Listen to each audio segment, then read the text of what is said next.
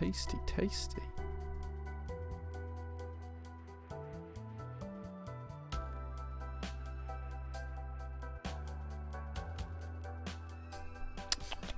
Tasty, tasty.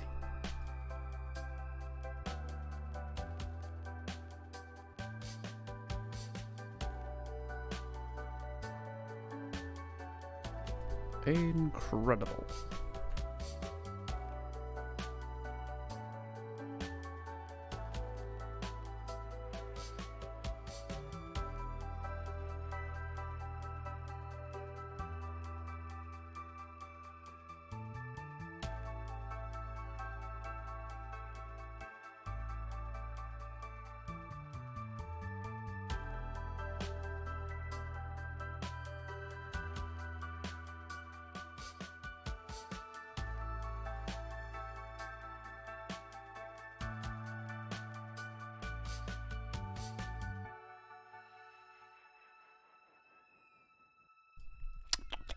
Tasty, tasty.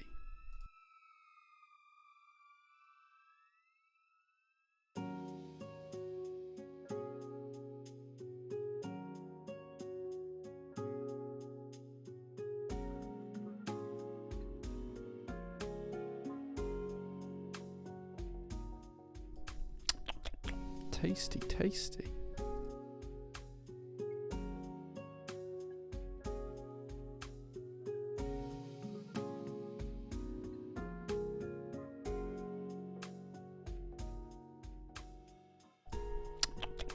Tasty, tasty.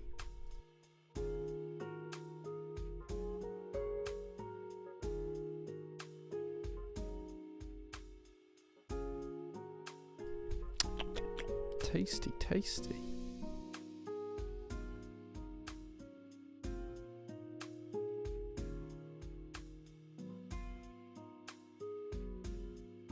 Incredible.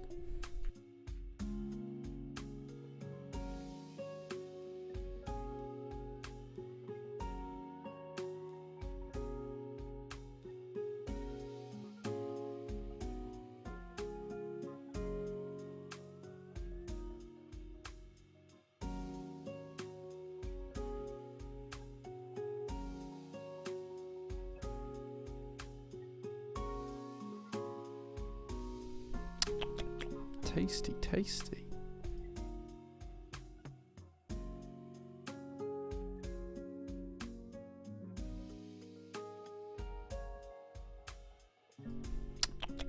Tasty, tasty.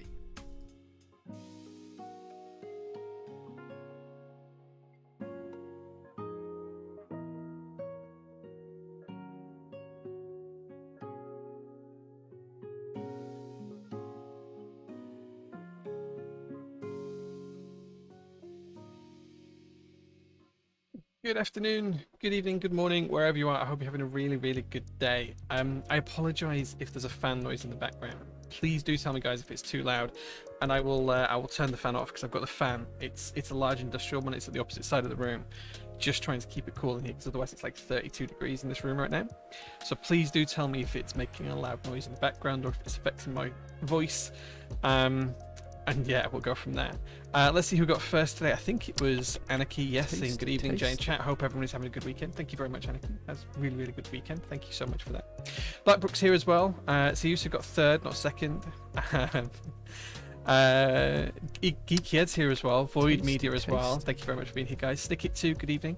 Anonymous Biker has been here for 7 months. Subscribed for 7 months. Thank you so much for that, dude. I really, really appreciate that. Good evening, Jay. Hope your weekend has been good. It has. I'll talk about that in a minute. Thank you very much for that. Tasty, tasty. The Uzziest has subscribed for 7 months. Thank you so much, the Uzziest. I don't think I've seen your subs before, so thank you very much for that, dude. I really appreciate it. Thank you so much. So Regiman's here. Genomic, Jelly Master as well. Subscribed for 20 months. Currently on a 20-month streak. Dude, 20 months. Thank you so much. I really, really appreciate that and all the support you guys give me. Ballboy12 has been here for 9 months. You have now got a prototypist baby. Congratulations. He said, let's go, baby time. Congratulations. Thank you so much for that. Quagri is here as well. Subscribe for a whole year. Happy PT birthday. Thank you so much, Quagri. I really appreciate that as well. Angus One subscribed for 11 months. Thank you so much, dude. He says, evening all. JQ's here as well. So is True Blaze. Haribo Egg subscribed for 7 months too. Thank you so much for that. And True Blaze as well subscribed for 10 months. Thank you both. I appreciate that immensely. Thank you so much. Kara's here as well. Good evening, Kara. Ballboy says, happy Barnett Cup. Sure. Jay looking swish. I'm actually looking really frizzy and curly today because so I usually wear a hat on stream because in heat like this my hair just goes curly and does frizzy things, but today I was bringing milk to the workshop so I could make coffees, and I put my milk on the seat next to me in the car on the passenger seat, and then my hat was there with like my keys and stuff in, because that's just what I do. I take my hat off to drive and put my keys in the hat, and then the milk was on top of the hat, and then the milk leaked, and now my hat stinks of stale milk from being in a sweaty car. So no hat for stream today, unfortunately, but thank you. I appreciate the sentiment. So Regiman, a 15-month streak. Thank you so much, dude. Thank you so much. I couldn't remember how to do a heart then. Thank you so much. I know the hearts aren't the greatest, but I try. True Blaze says, no, it's all good. Thank you, man. Can't hear the fan. Best keep it on to keep you cool. Thank you. I appreciate you checking that. I do have like a really good noise gain system that I've got built into the system now through a few bits and pieces. So I did worry about it, but if you can hear me, it's all good. It's all good. Wayward Fox is here as well. Says hello. Thank you very much for being here. Tasty for the 26th time for Stores. Thank you so much for the subscription, dude. I really appreciate that. Lid Chop looking fresh. My hair hasn't been cut in like a month. It needs cutting now, so this is quite long for me. The secret is, and Mel knows this, but my wife doesn't. Is I hate top knots. Like I dislike them with a passion. My wife doesn't like top knots either, but because we're going on holiday in October, I want to say early October, we're going to Cape Verde for a couple of weeks. My plan is to grow a top knot and style my hair into a top knot, but not tell her, just keep wearing my hat until we go. And I'm also going to frost the tips just because I can, and just because it'll be silly. So I'm going to go away with a frosted tips top knot whilst we're on the beach. I'm going to look like an absolute fool, but it's going to be worth it just to see how annoyed my wife is. So I'm very much looking forward to that. It doesn't say test, Kev chats. It's the subs. It says tasty. So there you go. Looking fine. Thanks, guys. I appreciate everyone saying that look good. I really don't, but thank you. Kevy Babes, thank you so much for the 7 months of subs as well. I really appreciate that. Ratata, hello. Thank you very much for being here too. Perlin Merlin says hello. Jay making artisanal cheese. Sure, yeah. I don't know how to, but let's go for it. Refried Breens, thank you so much for the tier 1 for 3 months. Thank you so much, dude. I appreciate that. 3 months in advance. That's amazing. Thank you. Blackbrook also subscribed for 13 months. He says team 24-hour stream. We'll call it Thok around the clock. I like that. I like that a lot. I like it a lot. Nice spaceship on the printer. Yeah, we've got a couple of spaceships on the printer. I'm actually printing the little artisan trays we do for the SPC. If you want to sub, you'll know what the SPC is.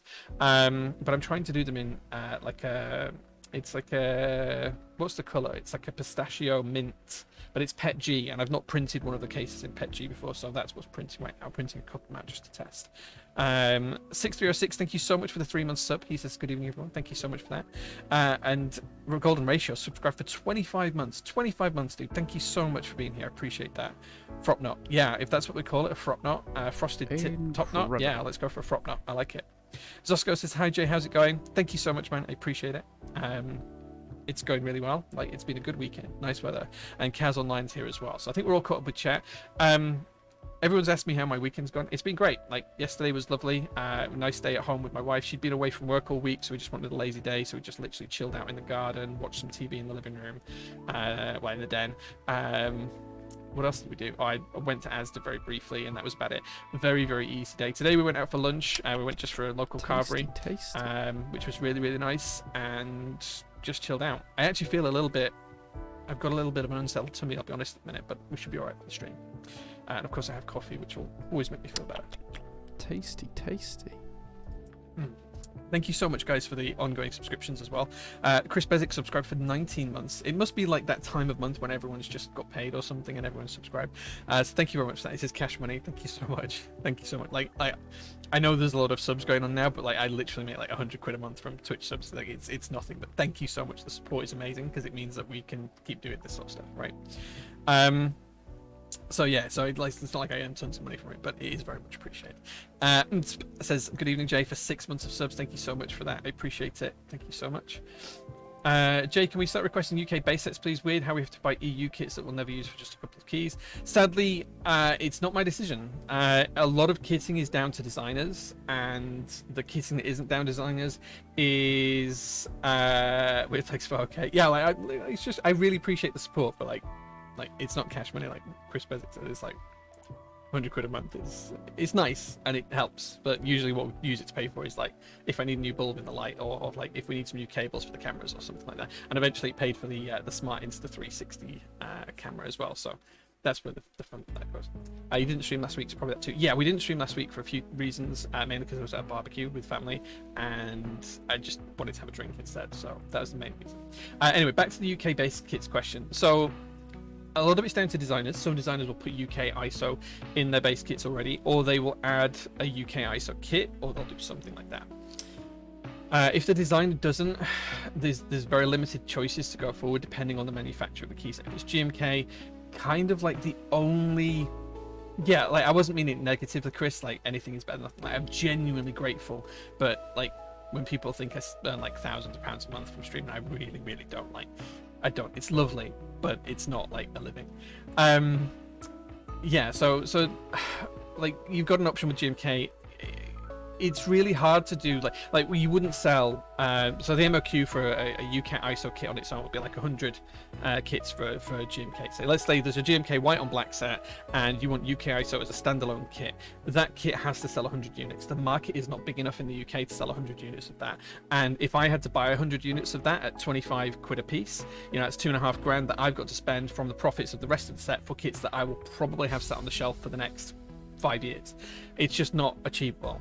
So what we do is we club together with the EU vendors, and what we'll be able to do is have like UK ISO keys, the Nordic keys, not Nordish, the Germanic keys, and all of the other languages included in the Nordic kit, all rolled into one kind of European kit.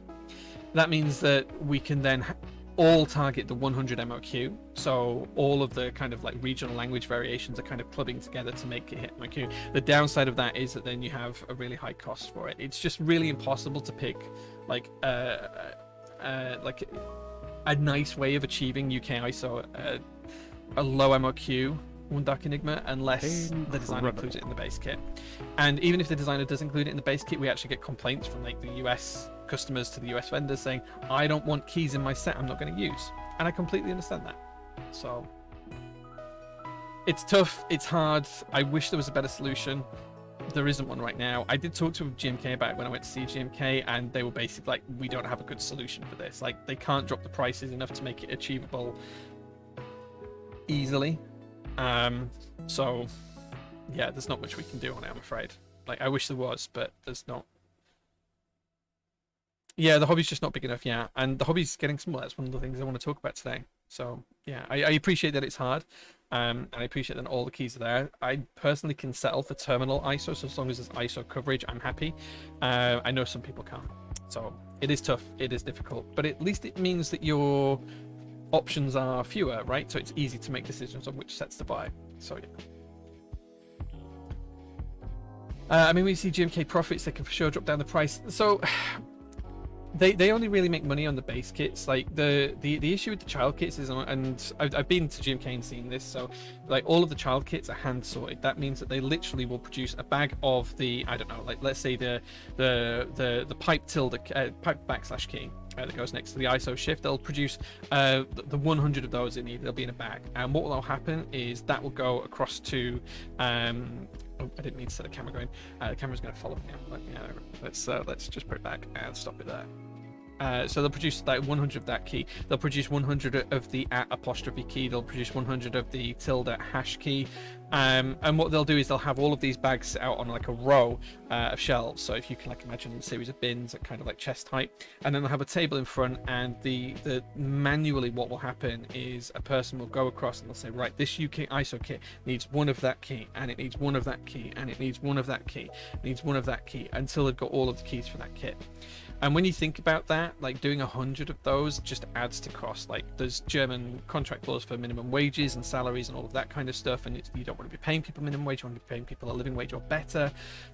German staff is a lot more expensive than, say, for example, Chinese labor. You know, the costs are very different.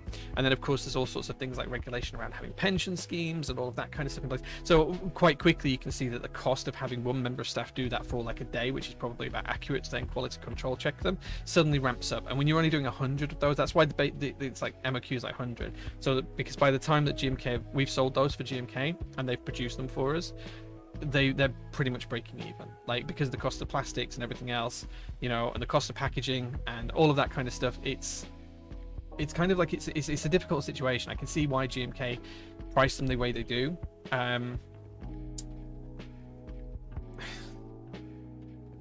Yeah, I mean the profits from 2021, when you look at the things, it's not just to the hobby that they make money on the keycaps. They also make a lot more money from, like, keycaps don't make them the majority of their profit. The majority of their profit actually comes from producing printed circuit boards and design products that they test in-house, not just from the keycaps. The keycaps are like 25% of their business, if that.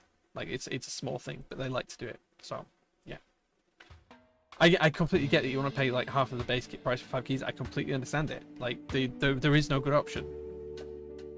I don't think 50%, no. I think maybe 50% of revenue, but not 50% of profit. Yeah, so I think it's about 50% of revenue, not 50% of profit. Like their profit margins on keycaps are lower than on their other product lines. That's one of the things they told us when we visited. So yeah, I'm pretty sure it's that way around. So yeah. This is the thing, if we didn't have Nordic kits, you'd have nothing. Like that's it's a really difficult situation that there's no good solution. GMK aren't going to do it for free. Why would they? They're a business. They're there to make money at the end of the day. The demand isn't great for it. Like there isn't 100 people that want every single keycap set with UK ISO in. Like there just isn't. Like we don't sell 100 of every GMK set we run in group buy. If we did, I'd be a very happy man. We don't. Like just to give you some examples, the GMK Susu Watari, the new MT new Susu Watari. I think we've sold like 10. And that's it. And that's for the whole of UK. Like there's been 10 buyers. Like we just can't fund, you know, buy 10 times the amount of keycaps that we need for that. It just doesn't figure, unfortunately. So it's just an economical thing. Like the cheaper prices come with larger MOQs, and to hit larger MOQs you have to have larger demand. We don't have that demand right now. It's as simple as that. So I wish it was easier, Zava, to make that. Sadly, it's not. Yeah. Seriously did a coffee check earlier on, 500 points. This is Jabberwocky from Has Been. So there you go. That's what we're drinking today.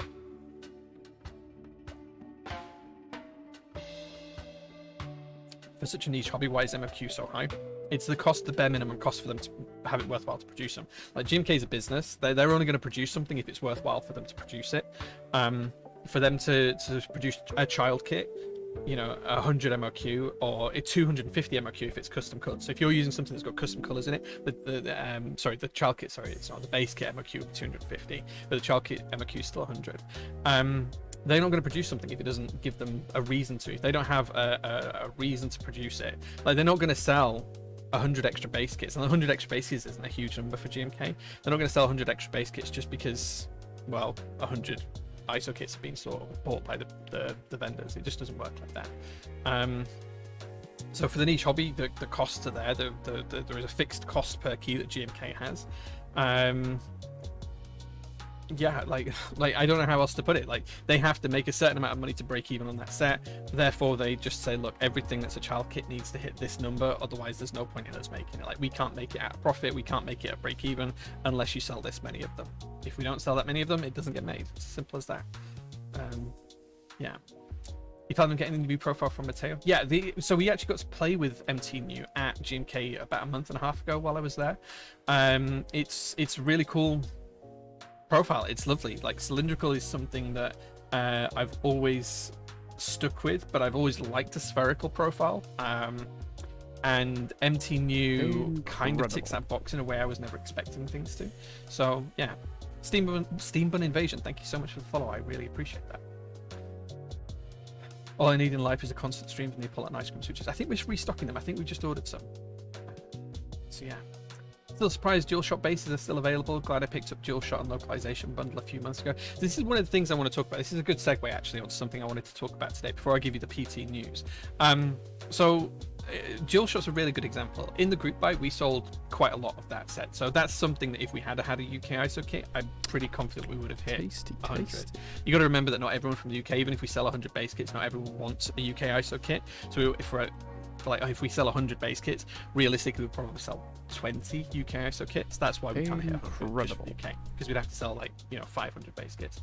DualShock was probably our best selling GMK set ever. I think we sold something like 300 kits in group buy, which is phenomenal. It's absolutely insane.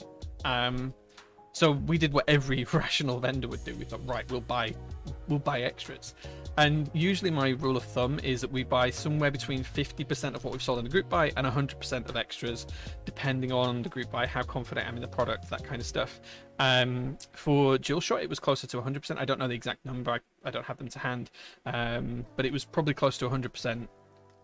In terms of extras, so I think we probably ordered something close to 700 or 800 base kits across the 2 different base kits, something like that. Roughly half were for the group buy, half were for in stock. The issue is the demand there that picked it up in group buy. The number of people in the UK or within our catchment area that wanted that set bought it in the group buy. There was only a very small number of people that bought it afterwards. We've sold about half of the extras in stock, but the other half are just sat there, and I expect they'll be sat there for another 12 to 18 months. I don't think they're going to sell out anytime soon. That's why we have them discounted, because the next issue for us is cash flow, right? The same for any business. You have to have cash flow. That's money that's sat on the shelf that we can't then invest in other products, or other projects. It's just cash and capital that's sat there waiting to be sold. So we'd rather break even or even have some money back for the sets that sit on the shelf for a while. And that's why we have things like flash sales and stuff like that. But it's no secret that vendors around the world right now are struggling. There is not as much demand as there was 18 months ago, 2 years ago. And all of the stuff that, because of the lead times, all of the stuff that we expected to do really well as extras 2 years ago is only just kind of turning up. We're kind of sat with a lot of it on shelves. Look at the Crin keyboard. The Crin sold really well in group buy. We sold quite a lot of them. And I think we've sold 2 in extras in stock, and we kept the group buy pricing for the in-stock ones. So, the market's changed. The demand isn't what it once was for a lot of these products.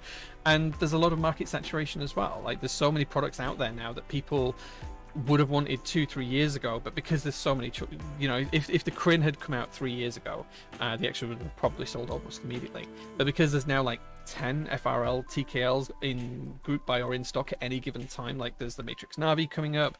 I've seen a couple of other FRL TKL boards that are going into group buy right now. It's really difficult to kind of promote those and sell those in a meaningful way. So we end up sat with the stock.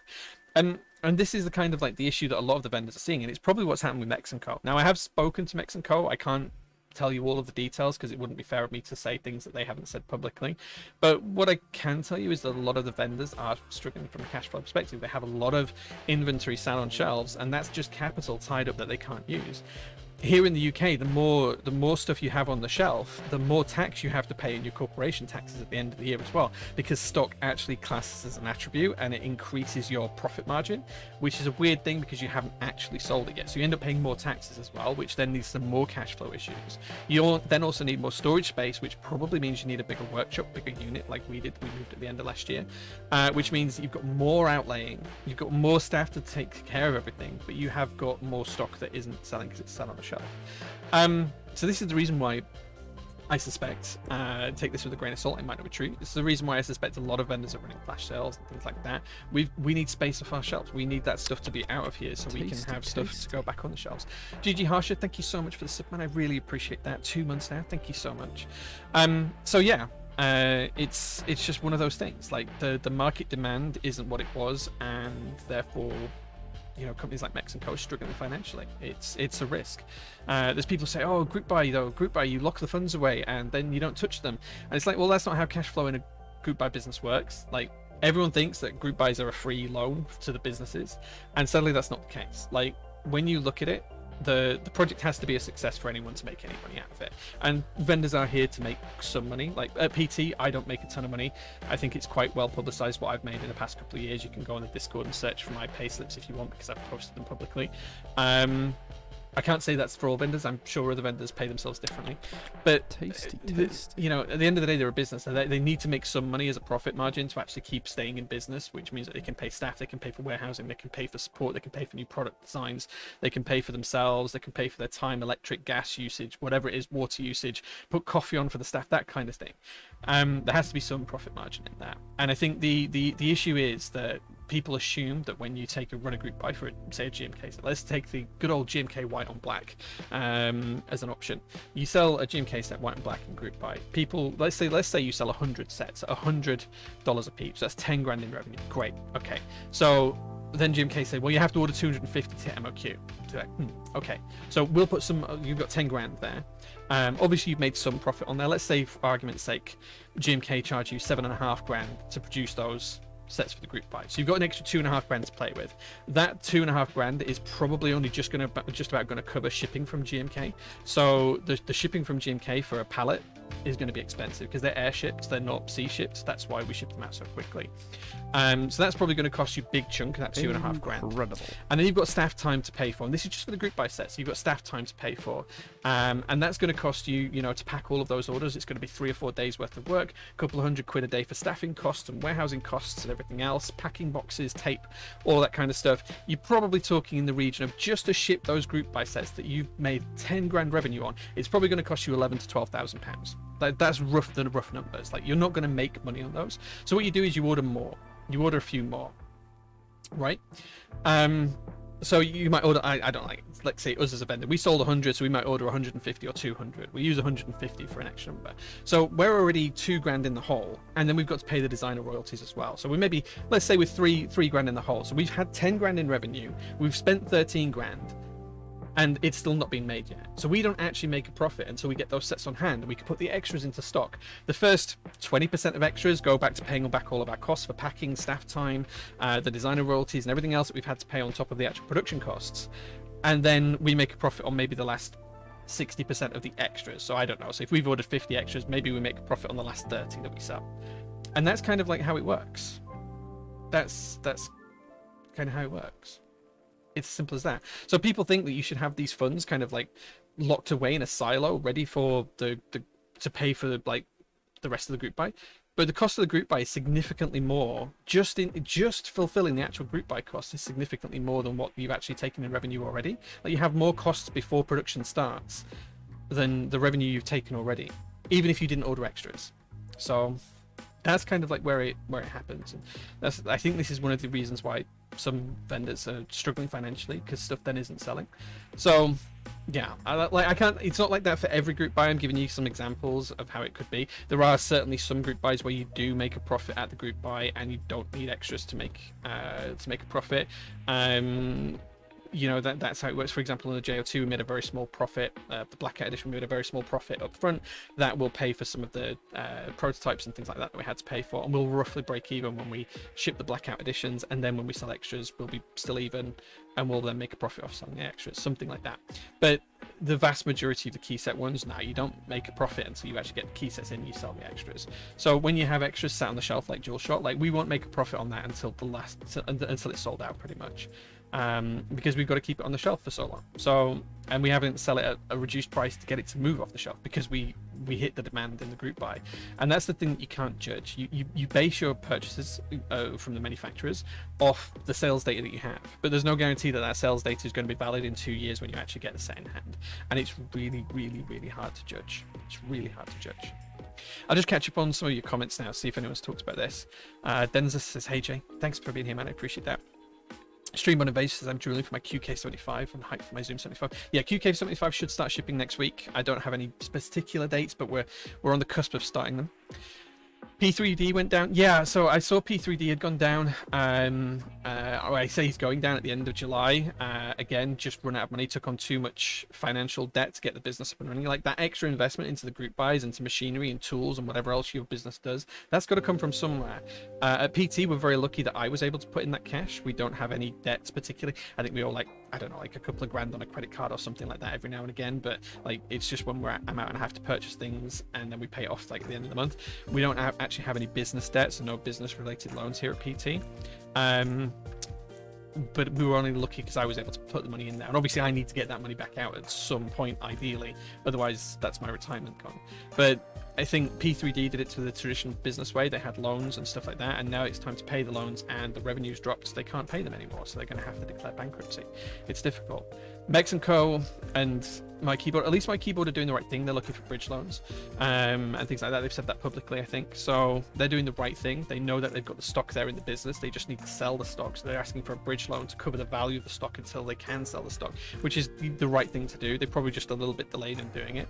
At PT, we're healthy enough right now, but obviously if sales decline significantly, we may have to do something similar. That may go for the vendors as well. I can't say until it happens. Mexico, I think they were just bidden off by the sheer wait for the products. They had to wait so long for the products that their cash flow is just non-existent from in-stock stuff. I don't know how they're gonna manage that, and I can't speak for Mex & Co. I have offered to help them in exchange for, like, you know, like if we can fulfill, so we've taken over leadership of some of the projects like GMK NTD, which is not too far away from production now. We took over that from Mex & Co. as lead vendor just last week. It's not been publicly announced, but we did that just to help communication between GMK and the lead designer, and things like that, just because we're a bit more active, and clearly Mex & Co. have got other things happening, so it is really difficult. It is really difficult. So has help with the taxes. Can we expect a flash sale on GMK Cyrillic white on black beige? I tell you what, yeah, Zav, let's do a flash sale right now before I catch it with chat. You can have a flash sale on that. Let's let me get it up. I'll knock 10% off the price for you. So we're gonna do a flash sale. We're gonna do it for like 10 minutes on GMK Cyrillic white on black in stock. He kept set Cyrillic GMK Cyrillic beige and white on black. Where is it? There it is. Right, okay, so this is going to be just on the base kits, which is the only thing we have. Let me get a calculator up. Let me work this out. We'll do a 10% off flash sale for this one. So, 105.83 is the pre-VAT price, times that by 1.2 means the actual cost price is £138.99, £139. So 139 times 0.9 equals 125 quid. 125 divided by 1.2 means 104.16. So I'll put it up for 104.16, which will be 10% off, and you'll have 10 minutes or so to get that.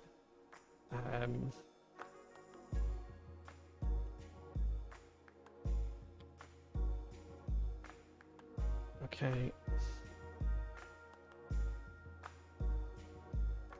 Okay, that's now on flash sale just because you asked for it, dude. So because you asked for it, I can't remember who asked for it. Who asked for it now? Who asked for it? Zava, there you go. It is now live. You can now get a 10% discount as a flash sale on GMK white on black, Cyrillic and beige Cyrillic. So there you go. You've got 10 minutes. Go and buy one. Kara says, how dare you run a business, try and make a profit? I don't try and make a huge profit. Like, it's never been the aim of Prototype. It's like we have to make some money to just keep the business going, but I don't want to make tons of money. That's not why I do it. How dare you pay your staff? Yeah, well, staff deserve to be paid well. I'd like to think Mel would tell you if you asked her that she's paid well. She probably wouldn't tell you her hourly rate, but I'd like to think she'd say she's paid well for what she does. I like to think she's paid well for what she does. She's paid more than me, like significantly, but she's paid more than 4 times what I earn an hour. So yeah. Pokemon says, Kidmit says, I agree. When you look at the bigger people like Brahma, they're running smaller, easier to make products to drum up cash flow. Lighters, packs of cards, baseball bat. For the smaller vendors, it's just as tight. It's tough. It's difficult times, man. It's really difficult times. Just to keep stuff on shelf, good old British classing that as profits. So yeah, so it's not that it's classed as a profit, but it just increases the amount of tax you've got to pay. So it increases what looks like profit on your balance sheet, even though it's not. So it's crap. It's awful. I hate it. Especially because then the next year, if you've still got that same set on the shelf the following year when you do your annual reports, you're paying for it twice, paying tax on it twice, so you're making even less money. Very interesting. Thanks for the insights, said Blind Disobedience. No worries, man. If you've got any questions, just ask away. I'd rather people know about this stuff and be open and honest with stuff than hide away. Would you say it's fair to say that there are very high margins on the manufacturing side? Because it sounds as though the retail vendor side barely has any. Yeah, so it depends on the product. We aim to make between 5 and 10% net profit. That's what we aim to make here at PT. It's about 1 penny per switch, and then about 5 to 10% on key sets. Whenever we have something on a sale, you can guarantee we're making a loss on it almost always. I don't know what the profit margins are for a lot of the manufacturers because I have no idea what it costs the manufacturers to produce a keyboard or anything else like that. But I can imagine that like everyone who's dating, for example, they're making, 15-20% on the product. We make 10 to 15%. Some vendors will make a little bit more. But we have to break even. We have to pay staff. That's before we pay staff costs and stuff like that. So it is difficult. It is difficult. I don't think that GMK are necessarily making any more per base kit that they produce than we would, but they're guaranteed that profit because they've sold us it for retail, they've sold us it to retail so that we can sell it, and we're not guaranteed to sell it. So they're probably in a clearer financial position than we are, and of course they're getting the orders from every single business in the hobby into them, whereas I'm only getting the customer orders from my catchment area. It's just difficult. Was Puzzle seeing Boss without a hat today? Yeah, my hat got milk on it and it smells horrible now, so I can't wear it today, but I'll clean it up tonight. Hype for my QK75. Hope you and the rest of the staff don't overwork yourselves. It's still going to be hot next week, says Barrowium. Yeah, so we're going to start shipping them next week. I don't know if they'll all go out next week because there's a lot of them, but we're going to start cracking on with them next week. It's not going to take as long to get them. It'll happen quite quickly. Like, it's going to be like next couple of weeks. Like, no one's going to be waiting till the end of July to get them. Let's put it that way. I would love to buy a ton from my keyboard.eu. Still no UK VAT number. I suspect that part of the challenge they have and why they haven't done the UK VAT thing is because of this. Like, they don't want to like extend themselves to some weird thing that they can't do with the whole VAT thing, because then that's another VAT bill they have to pay every 3 months, right? So it's probably easier for them to not entertain that, because then they'd have to pay the tax man every 3 months like I do, which isn't good, and it's hard and it's difficult because there is some complexities with VAT. So in the UK, I can't remember if the EU has this rule or not, but if I sell something to someone in the US, I don't charge them VAT. Okay, so for in-stock items, that's great. I don't charge them VAT. They don't pay VAT. I don't have to reclaim it or anything else. There's just no VAT, basically. If you're in the UK, I charge a VAT, legal requirement, have to do it. If you're in the EU, I choose to charge people VAT so that I can ship it to them and they don't get any taxes imported. Anywhere else in the world, no one pays VAT. I picked on the US, but like anywhere else in the world outside of the EU and the UK, no one pays VAT. There is a stupid rule with the UK government where if you sell something and you don't ship it within 3 months, so basically every single group buy, to someone outside of the UK or EU, you have to pay the VAT, the tax. Sorry, the taxman, the VAT, until you ship the item. So I don't take the VAT in as revenue from, say, a US sale. Say I sell a Matrix board to a US customer because I was open an hour longer than normal keys or whatever. I don't take VAT from that customer. So they've given me 400 quid in cash for the keyboard, let's say. The VAT on that for a UK customer would be 100 quid. 20% of a 400 is 100. So therefore it'd be 500 quid that I'd take in revenue from a UK customer. After 3 months, I have to give the UK VAT man that £100 that I've not had, that has to come out of my own pocket or the business's pocket, until I ship the keyboard, which is just nuts. It's obscene, it's bizarre, it's nuts, it's crazy, but that's what we have to do. And then afterwards, the VAT man will say, yeah, you can have that one back. But they don't say that to all of them. Sometimes they say no. And there's no rhyme or reason to it. It's crazy. That 2-year rate really makes a difference. There are some group buys I was kicking myself for missing, but when the extras came in, they just appealing more. Yeah, I completely appreciate that, Kevy Babes. Like, that's happened to me with a couple. Think Caps, I was pissed that I didn't join Think Caps, and we didn't run it, so I couldn't, like, nab an extra for myself. Now I don't really want it. It's difficult. I have orders with other vendors, but once they're clear, I'm out. Yeah, I hear a lot of people say that, but then you're still watching a Twitch stream about keyboards, so, you know. This is so true. I used to buy a new board at least every 3 months, but the last I bought was a JO2 SPC, which was months ago. Yeah, 3 months ago. Yeah. So you're due to buy another one. Yeah. Will GMK extras be 139 going forward, regardless of group buy price? So the reason why we picked 139 is kind of like that's a good medium between us getting a reasonable margin and customers finding the pricing acceptable and being roughly in line with the US pricing when she had VAT and everything else on. So I can't read the rest of it. Clapped Wazza. I don't think they'll all be that price, and they're certainly not all that price, but it's kind of like it's probably the correct retail price when you look at the costs and everything else. That's probably the average GMK base kit should probably be about that price in retail. Like if this was any other industry and we weren't selling them in group buy and pre-order price, and we were just selling them as an in-stock product, that's pretty much where every other business would price it. I think they'd probably price it more actually. They'd probably price it 159. Like I was speaking to some businesses. There was like a business meeting in Bradford a couple of months ago where just businesses get to meet each other, and they basically ask what we do and how we do it, and I explained the process, and they were like, oh, what's the cost? And you would give them the cost, like, oh yeah, we'd sell that for like 160, something like that. I'm like, yeah, we do it for 140. So it's like, it's difficult, but yeah. Me personally, I would like to see vendors pay well. Buy more. That's the simple rule for it. Buy more and vendors get paid more. Like at some point, I need to like get my money out of the business. That's as simple as that. Hey Jay, hey man, good to see you. Margaret Mintel Cockroach says so she earns 50k. So I'm not going to tell you what any of my staff earn. It's not fair of me to tell you that. I can tell you that on an hourly basis, based on the number of hours we do, Mel works part time. I work 60 hours minimum a week, probably close to 100 hours a week. Like if you calculate it on a per hour basis, she earns 4, 5, 6 times more than I earn, easily. I've never worked it out, but like my hourly rate, like it's nothing. Like I pay myself like 12 grand a year, less than 12 grand a year, so I get like 900 quid after tax, 960 quid, something like that after tax, like take home pay. But I probably worked 400-ish hours for that, some months even more. So like when you actually work out on a like hourly rate basis, I earn nothing. Like it's pittance. It's absolutely nothing. I don't take any dividends out of the business. The only thing I ever do is put money into the business to buy more products, and at some point obviously I'll need to get my investment back, but that's not happening yet. So yeah, I pay myself pretty much the lowest I can pay myself, Simba. So it's either pay myself nothing or pay myself what I pay myself now or more, and I pay myself the bare minimum I can do according to my accountant. Like I pay myself the bare minimum. Obviously I put into a pension scheme and stuff like that as well for myself, because it'd be silly not to, and I have to. It's a legal requirement. So yeah. Where's the PT job application at? We have no jobs right now. No jobs right now at the minute. A flash sale is going to be only on in-stock items. Yeah, like I can't put a sale price on something that's not in stock. Yeah, it has to be in stock. What's my face camera? I use the Insta360 face cam. It's one of the new AI cameras. It's pretty good. Really recommend it. Don't suppose GMK tone keycaps might come back into stock? I'm guessing not, but never hurts to ask. Nope, we have no plans to restock them. Other vendors around the world should have them. I don't think everyone's sold out, but we sold out quite quickly. It was very popular. So yeah, don't forget to drink your coffee. Yeah, good idea. Unrelated to the current convo, is a PT80 compatible with a Frog TKL? I can't remember off the top of my head. I'd have to check.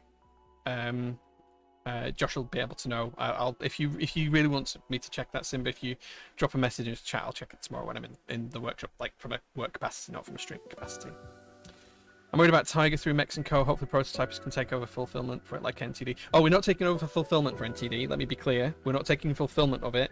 I didn't say that. We're taking over lead vendorship duties. That means making sure the colors are signed off, approved, the banderols are approved, the packaging is all looking good, the invoices have all been paid, and all of that kind of stuff. Working with GMK to then make sure it gets out to the vendors in the right counts and the right quantities and all of that kind of stuff, and then updating the vendors when that's going to happen, because obviously there's a whole kind of like communication piece there. We're not taking over delivery of it. We're not taking over shipping to the US customers of it. I have offered something like that to Mexico. Whether they take me up on it is entirely their choice. But that's not what we're doing. We're just literally being the main liaison between GMK and the project as a whole now, because Mexico are struggling with their communication. So will that reduce demand? Do you think how do I think the hobby will evolve in the future? So there is reduced demand. I think that's clear. Like if we look at our numbers on a day-to-day basis, we are probably averaging exactly the same as what we did last year from a revenue perspective. I don't think that's the case for all vendors. I suspect that's purely the case because we do have so much stock and such demand for the products that we have. I don't know is the honest answer. I think it'll reduce probably to 2019, maybe early 2020 kind of levels. Stuff will still sell. The number of projects that fail to hit MOQ will grow intensively. You'll see a lot more group buys crash and burn. And I think that if I was a betting man, I'd say that group buys don't happen in a year. like by the end of 2024, I think group buys won't really be a thing apart from for passion projects for hobbyists, like a designer doing it themselves, like like when I did the original JL ones or something like that, when I was doing it outside of a vendor relationship. I think that's where it'll go. I think there's a real issue with the group buy model now, and vendors kind of crashing and burning will impact the group buy model more than what I'd like it to. I think there is a lot to be said for the group buy model that people miss. So sure, group buys give funding upfront. Everyone knows that. It's kind of the whole point of them, which makes manufacturing easier, and it gives products a better chance of hitting minimum order quantities and actually being made. Because if group buys don't happen, vendors will be significantly more selective on which products they run and which they don't to do in stock with. Like we are already doing that. We say no to more sets every single week now than we say yes to. So that's kind of it. I suspect that because like if any of the big name vendors, I don't think Mexico are particularly large in terms of like overall scope. I don't mean that negatively. That's not like a criticism of them. Like they're not novel keys, right? Or Canon keys or any of the other big vendors. I think that if one of the big vendors worldwide happens to go under, which I hope doesn't happen, and I hope everyone manages to stay afloat, I think that will kill the group buy model as a whole, because people just won't want to do it anymore, because there'll be then hundreds and hundreds of people that don't get dozens of products because they're not around anymore. So that's the last thing I want to happen, and I don't want any of the vendors like lose their homes or their properties or anything else like that because their business is struggling. That's the next thing I don't want as well. So it's hard to say, but I do think like the group buy model is dying, and this is part of the reason why, if you check on our blog posts, I'd put a post up like at the beginning of last year, 2022, saying that we're going to start to transition to an in-stock model. And if you look at the number of group buys that we run on a monthly basis now, we significantly reduced those over the past 2 years from what we were doing. I think at one point we did like 35 group buys in a single month, and I think now on average we do like 5 or 6. So we've massively reduced that as well. Giovanni says, what do I think of Apple's Vision Pro? Hugely expensive. Wish I'd got to try it. Jealous of my friend Mike who did. We'll see how it pans out. Honestly, I hadn't thought of it like that. Fair enough. I don't know what that refers to, Cara, but thanks. Hype for Corsa en route, and my buddy is ready. Yeah, Corsa won't be too far away. A stupid rule with the UK government. Yeah, there's lots of them with VAT and tax. Got to show people how it's done, of course. Yeah. That doesn't make sense at all. Around the VAT thing. Yeah, it's a silly rule, but it's true. I think some vendors got into the business because they were really enthusiastic about keyboards rather than having any business background, and maybe didn't have as good a grasp as others, such as yourself, who clearly understand both business and keyboard. I don't think I necessarily understand business. I just ran a lot of projects for my professional life, and maybe that's done me some good. The thing is, it could happen to any vendor. Like, no vendor is immune from this. Like, if the sales stop, if the cash flow stops, if you can't sell the in-stock products on the shelf, that's when issues happen. I don't know how that's going to pan out. I really don't. But yeah, I have plans if anything happens. So yeah. Shout out to Mode, by the way, he'll let me cancel my order with them so I could place it through yourselves, saving me the import tax and helping me support PT. Thank you, One Dark Enigma. I appreciate that. Thank you. What else have we been saying? Keep saying I'm out and then winning raffles. Always happens, Harsha. Always happens, man. Always happens. I went for a coffee and whiz. What did I miss? A lot. Go buy a Freebird kit. You might want to wait on the Freebirds. So if you guys are interested in the Freebird kits, there's going to be a promotion next week for them. So watch out for that. I shouldn't really tell you this, but yeah, soon. I've been saying I am out after my next group buy arrives, but I've been here 8 years now. Yeah, I've been in the hobby since the first group buy I joined was SA Calm Debts, which I think was 2012. And then I think, Matt, we probably touched base probably about 8 years ago when we first started to speak. Pink Pod, if you want it at the cheap price, get it. If you don't. That's how it works. You never leave. So sad about the state of imports, especially in the UK, but also EU. We're shooting ourselves in the foot. I have a parcel stop to customers for 1 week on express UPS shipment. KW. Yeah, it happens. So if you buy from PT to the EU, I'm not sure where you are as a scope, but if you're in the EU, it should be seamless. Like, we have iOS stuff integrated now. You'll pay tax at checkout and it'll ship, and it should be the same as pre-Brexit for us. Tinkertronic, thank you very much for the gift subs through Tom Barnes. Thank you very much for that. Says thanks to Tom Barnes. You're welcome. It's me, One-Handed Tink. Hope your thumb gets better soon. Jenga, thank you so much for the 8 months of subs. I appreciate that as well, man. Are you allowed to pay yourself sub minimum wage? I pay myself the bare minimum that I'm allowed to pay myself. Without the other choice I have is to pay myself nothing, which I did for the first 2.5 years PT was running. Considering the current climate, do you think you'll get back what you put in? No. Being quite frank, No, I probably won't even get half of it back out of the business. That was my decision. It was the risk I took when I set up the business. I made a conscious choice of how much money I was going to put in. It's considerable. It would pay for my house a number of times over, but yeah, I may get 50% of that back. I don't know exact numbers, and that depends on how the company goes over the next couple of years. So we'll see. Does the other vendors issues impact group buys that are in discussions? I don't know what you mean. Sorry, Ball Boy. I'm not sure what you mean by the question. Excited for my green Allison. Yeah, Kajahata. They're all packed. There's some things missing, so we didn't get JST cables from Yankar Designs. They're shipping them out. They've realised that they need to ship them out, so that's all sorted. They're on the way. Should be here next week.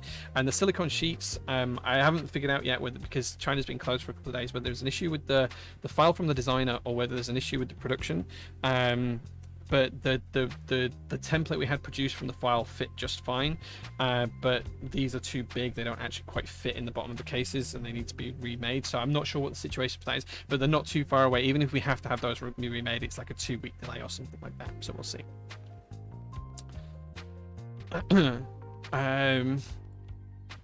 Tinker Strong, you're doing caffeinate. Thank you. Yes. Thank you. Hey Streamland, good to see you, man. Thank you for everything you've done and are doing. No worries, man. I'm just really sad we couldn't get the Core 65 out there, man. I'm really sad. I think we've refunded all orders now, but yeah, we'll see how that goes. Would you ever sell one of your builds? Yeah, like all my personal collection is pretty much for sale if you want it. Like whether you want what have we got here?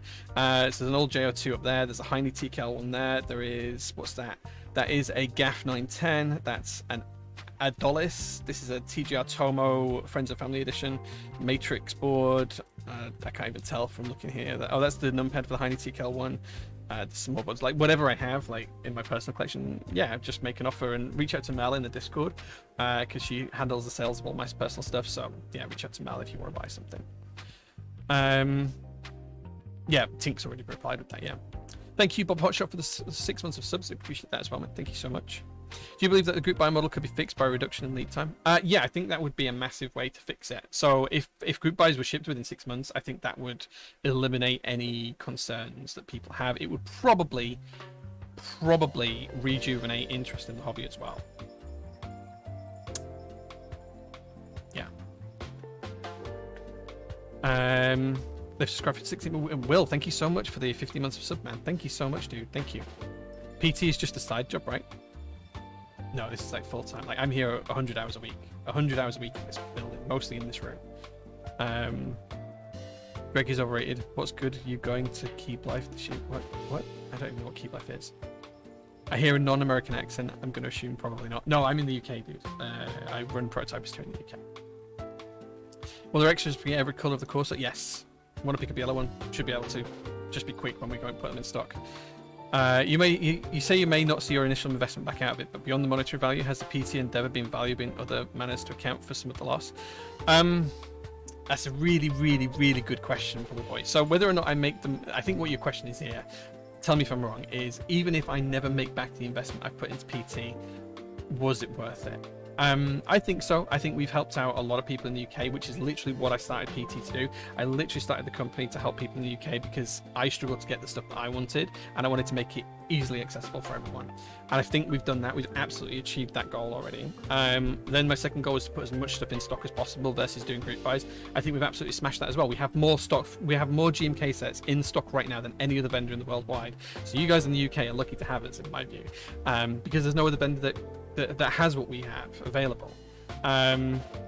So I think in terms of goals and how rewarding it's been to hit those goals from a personal perspective, that's worth something. Yeah, whether that's worth the 7 figures I put into PT, I don't know. Maybe it's hard. I've never considered it, and I don't know. No, Octopus is angry today. Yeah, Mel made it angry on Friday. Yeah. With mode on the Sonic in the future? Yeah, so we want to work with mode more. It was quite beneficial for both parties, Patrick, so we'll see how that goes. No plans as yet, nothing confirmed as yet, but yeah, we'll see how it goes. In terms of offers for your personal collection, do you expect aftermarket pricing? Like I need to break even on it, right? That's usually my rule. As long as I'm breaking even on it, that's kind of where I want it to be. So yeah. I vote for reforged keycaps for today's build. We'll get to the build in a minute because we do need to start on that. So yeah. By my previous, does other vendor issues impact group buys that are in discussion? I meant with the news of Mex and Co. Is there a group buy in progress with the loss of the business impact of the vendors group buys? Potentially, yeah. I haven't done any analysis to see what's affected that's live. I don't think we have anything that's live with Mex and Co. as lead vendor. But potentially it could do because the US market is massive. So if we sell 100 sets, they'll sell 1,000. If they sell 50 sets, we'll sell 5. Like they're just, the US market is so much bigger than that, and that's probably even not even exaggerating. That's probably even on the low side. If they sell 500 sets, we probably sell 50. It's probably that sort of ratio, less, maybe even 25. I don't know. So the US market is so much bigger, and if they are running anything now, that would affect other vendors 100%, because that's where most of the MOQ gets made up. Yeah. Are you participating in the QK100 group buy? Yeah, we'll be selling the QK100 on prototypist.net. Link down here. And we actually have the prototype in the office downstairs. We built it a couple of weeks ago on stream, and Mel has stolen it. Keep Life is one of the big Keep meetups in the US. I haven't been to a meetup in the US since 2019, which was Seattle 2019, which was about 500 people. So yeah. Clapped Wazza says, how did you meet Mel? Did you already know her before PT? We met through keyboards, probably about 2015, 2016 through keyboards. She actually came on one of my first streams in 2016 or 2017 when we were looking at the mech boards HS60. She built that on stream with me because we'd got like a prototype one or something like that. I can't remember the details. And then we kind of lost touch for a couple of years, and then PT started in November 2019. And in May 2020, we moved into our first warehouse because we'd run out of space and we needed to already, like 6 months in. Mel came to work for me about a year after that, so I'd had the workshop about a year. She came to me, and she just randomly reached out to me. I think she tells the stories. I reach out to her just to see how she was. I tell the story, she reached out to me. I can't remember exactly which way around it was, but I think she reached out to me, messaged me about something mundane, cars, life, whatever. We got chatting. She said, I'll swing by next time and see you. And I said, oh yeah, come to the workshop. She came to the workshop, and then I said, if you fancied like doing like an hour's work with me or something, like a day's work. And then she's basically never left in 2 years. So yeah, so that's kind of how it happened. The real return on investment is the friends we made along the way. This is going to sound really awful, Tink, but I think this hobby has cost me more friends than it's made me, which is awful. So you were telling me break even on a 910 gaff. Yeah, you can have it for £2. Let's go for that. Any plans for getting more affordable entry level stuff? So there is lots of entry level stuff that we do. We do all the Zooms, we do all of the QK products. I think they're very much what we call entry level. We had the Simpler 60 range a little while back. We've got the Ginghams in store right now, all entry level price. Same for keycap sets and stuff like that. We've got a ton of stuff for all price range. Do you have a personal JR2 for sale? I do actually, yeah. It's the dark silver unit, and it's built with Greater on CJs on a POM plate. So if you're interested, message Mel. What watch am I wearing today? I don't like talking about watches because people just assume that, like, well, I hate talking about watches and stuff like that on stream. But today I am wearing my Omega Seamaster. The lighting's really shit up there. There you go. That's what I'm wearing today. So yeah. That's what I'm wearing today. I'm going to be 450 attendees at Keep Life in LA. Oh, nice. Congratulations. Shame I can't get out there. How do you feel about clone boards, especially with the crazy high aftermarket prices that may be unobtainable for the majority of people in the hobby? So I think the high aftermarket unattainable prices are disappearing. I don't know of any board apart from TGRs now that demand a huge premium compared to what they did in Group Buy.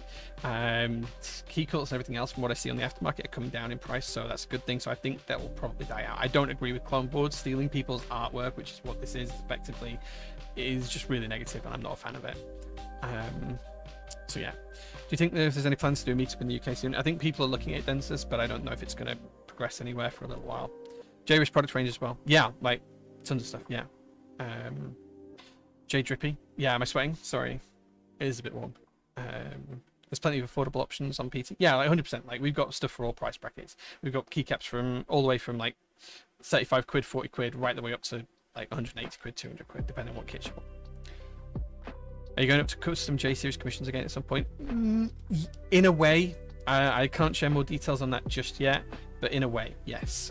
It'd be mainly down to colours than actual materials, though.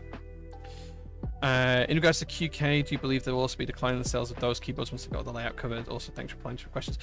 So I don't know. Like, is the honest answer. Like, I don't know what's going to happen to the market. The stuff like the QWERTY stuff, the Zoom stuff, the Wookiee Studio stuff, that's all selling better than ever. So like that stuff does sell better than historically it has done. Like every single sale we do seems to sell more and more units. So yeah. It's fine. Any thoughts on stocking good quality cables and lube on PT? Lube we've tried before. It's just so time consuming, so faffy, and because we have to charge VAT because the sites where it lets people can always undercut us and do it cheaper. You know, because they don't have to pay themselves like a pension scheme and staff hours and stuff like that. So lube we won't ever do. We've looked at cables before, but like companies like Pexon just knock us out of the water. They're just so good at Pexon. So yeah, I don't think there's any point in us trying to compete with them. My vote would always go for Pexon. Singerboard's all holding strong as well. Yeah, sorry, I might have missed a few, but yeah, TGR is probably the main one still. Right. Going to be many more linear switches out there than tactiles. Really hard to find something fresh and tactile these days. I don't know if we've still got any, but Anubises always strike me as good tactile switches. BBNs are also well regarded as Tink says too. Oh, you meant the watch? Yeah, I have a thing for nice watches. I try not to wear them on stream because everyone questions me on it. So I just happened to be out for dinner today and they didn't take it off. Does a QK or Zoom sell better at PT? It's probably not my place to say that. That's probably not something I can share because that's commercially sensitive, I'm afraid. What's your personal opinion on the Vanguard 75 that's being posted everywhere? Is that the one with the little sliding knob on the side? I think it looks nice enough. I don't know who made it. I haven't seen any overly details for it. But yeah. It looks fine. I'm sure it's fine. I haven't tried one, so I can't really say an opinion on it. Pexon by PT cable group by maybe not cables, but maybe other stuff with Pexon soon. Compliments from my wife for the haircut. I haven't had a haircut. Like I haven't had a haircut. My hair is just messy and it's all over the place. This is what my hair does when it goes wavy and horrible when I don't like put any products in it. Fluffy Keeps, thank you so much for the sub. I really appreciate that. Right. Okay. I think we've talked a lot about the state of the hobby now, probably more than I intended to. If you guys have got any more questions, please do save them until we do the AMA while I'm soloing later on, and you guys can just tag me and ask me there. Right, did anyone buy the flash sale? Because we had the flash sale for the GMK Cyrillic beige and white and black sets. We dropped those in price, right? Yeah, we dropped those in price. So I'm going to turn that off now.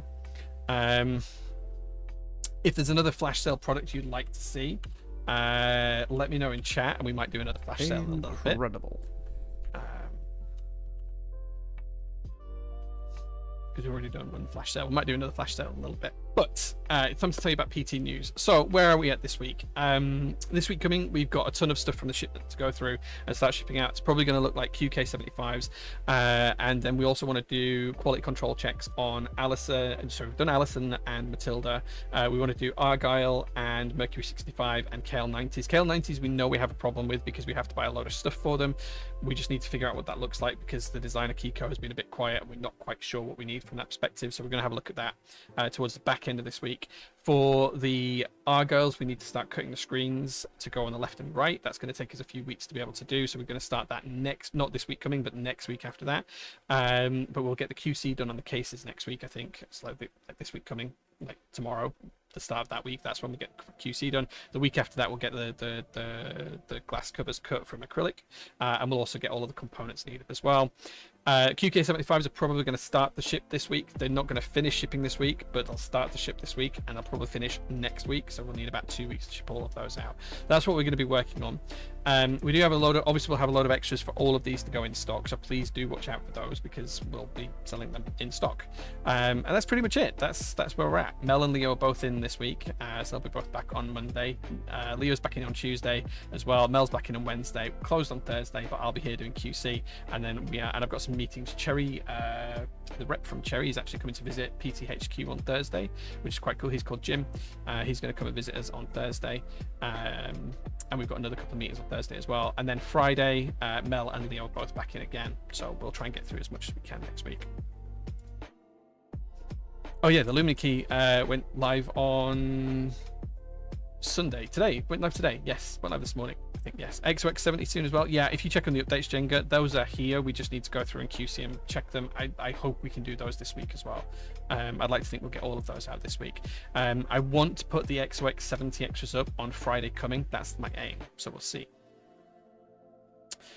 Green jacket switches for the flash sale. Sure, why not? Whilst I go through the board, you can have green jacket switches on the flash sale. Let me have a look and see if I can find those and see what discount I can give you. In stock, KNC green jacket switches. Oh, we've not got a huge number of these in stock actually. Let's do it for both. They're £6 at the minute now, including VAT, I think. Right, 5 times 1.2 equals 6. Yeah, I was right, 6. So what can we do as a discount on those? We can probably knock £1 off per 10. So let's do 5 divided by 1.2. So 4.166.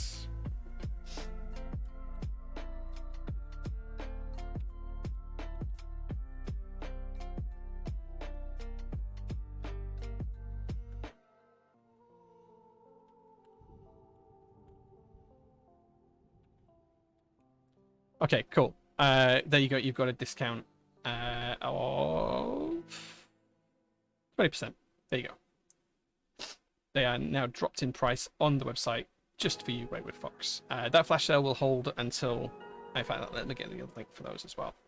That'll hold until we start to, I don't know, do like the Soul Ring or something like that. We'll do another flash sale when we get to the Soul Ring. Let me drop the link in chat for you. There you go. Like countdown for keyboards, something like that. Were you doing QC on the Kahakus too, or will that be all done before reaching you guys? We'll do 2 steps of QC, so it'll be done before it gets to us and then after it gets to us. Yeah. Like QC is massive. Like for the Allisons and Matildas that I did this week, I think I put about 115 hours into them, and it's still not quite done. Okay, cool. Right, so time to show you some other stuff because it is build stream time. Whoa, what's going on with the colours here? That's a bit washed out. Let's just fix the colours. I don't know what's happened there. Let's just make that a little bit clearer so you can see.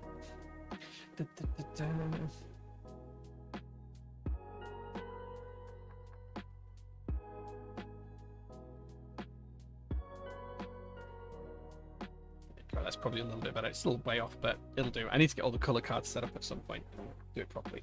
Right, before I start doing on the build, I did want to show you some stuff that's come back to me. So some of you might already know this, but about a year ago, I wanted to sell off a lot of my artisan collection. So I sent a lot of them to a friend of mine called Mousy, and he sold them for me where he could, and where he couldn't, he sent me them back. So I've got them back. So I wanted to show you guys what I've got back from an artisan collection perspective. So let's take a look and see what's in each of these boxes. Okay, oh, this looks like an ETF box. So there's lots of ETF goodness in here. This is all for sale as well, guys.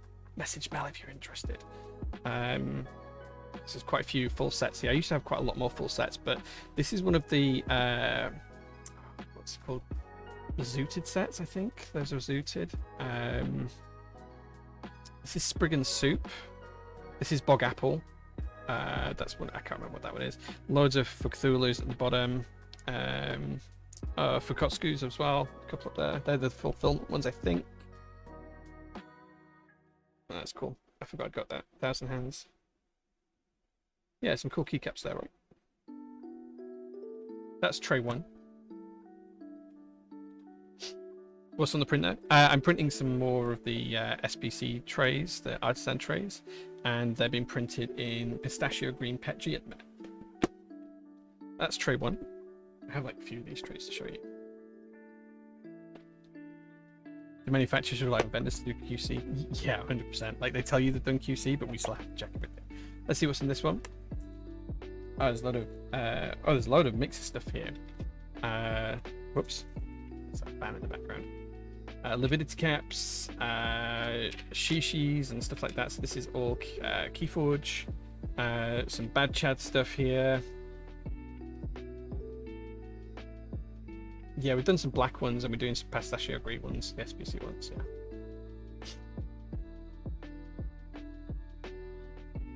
So yeah. Pink pod, yeah, I will do. Sorry, I haven't used that for a long time, so no one ever uses that command, but yeah, I'll try and update it for the next stream.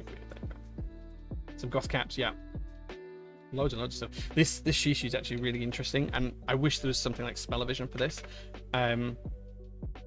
This is imbued with the scent of vanilla. It glows in the dark as well, but it's imbued with the scent of vanilla, and whenever you sniff it, you can just smell vanilla off of it. It's really, really strong. Like as soon as you open up the box, all you can smell is vanilla. Pretty cool. I don't really play any games, Adina. I wish I had time to play games.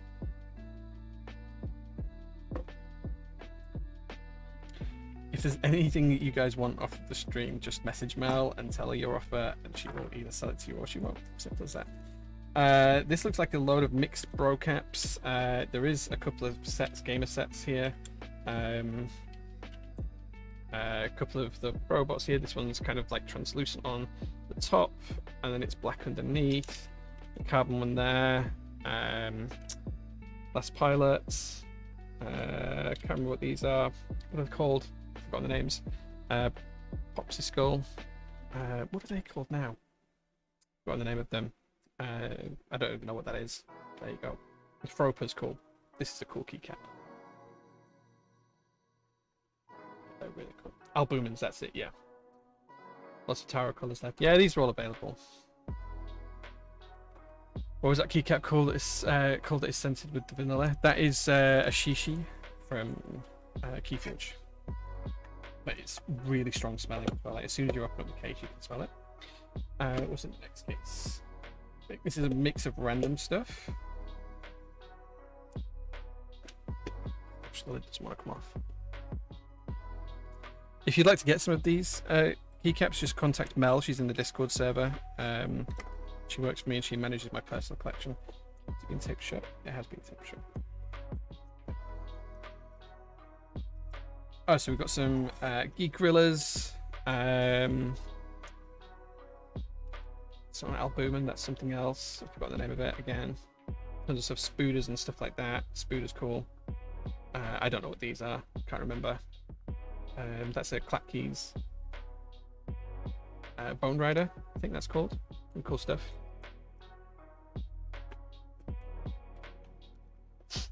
Yeah, it was a gaff, yeah. I don't think it's super expensive.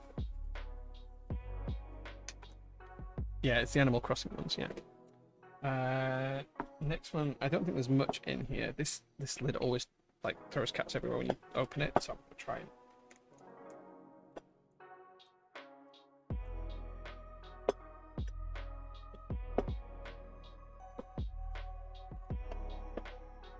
I can never get this lid off.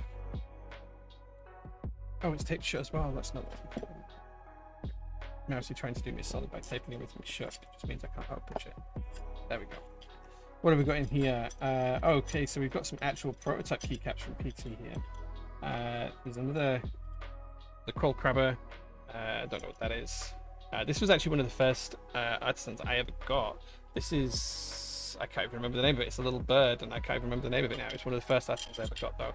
The Key Cult Rama. Don't know what that is. It's a brass keycap that says NZ1 on the back. These are actually a PT prototype. These were made by Salvan from our waste plastics, so our plastic bags and stuff like that. These were made by him. If the camera focuses, they're pretty cool. Come on, camera, please focus. There you go. They're pretty cool. There is a pink one with cats on here. This is a pink one with cat on.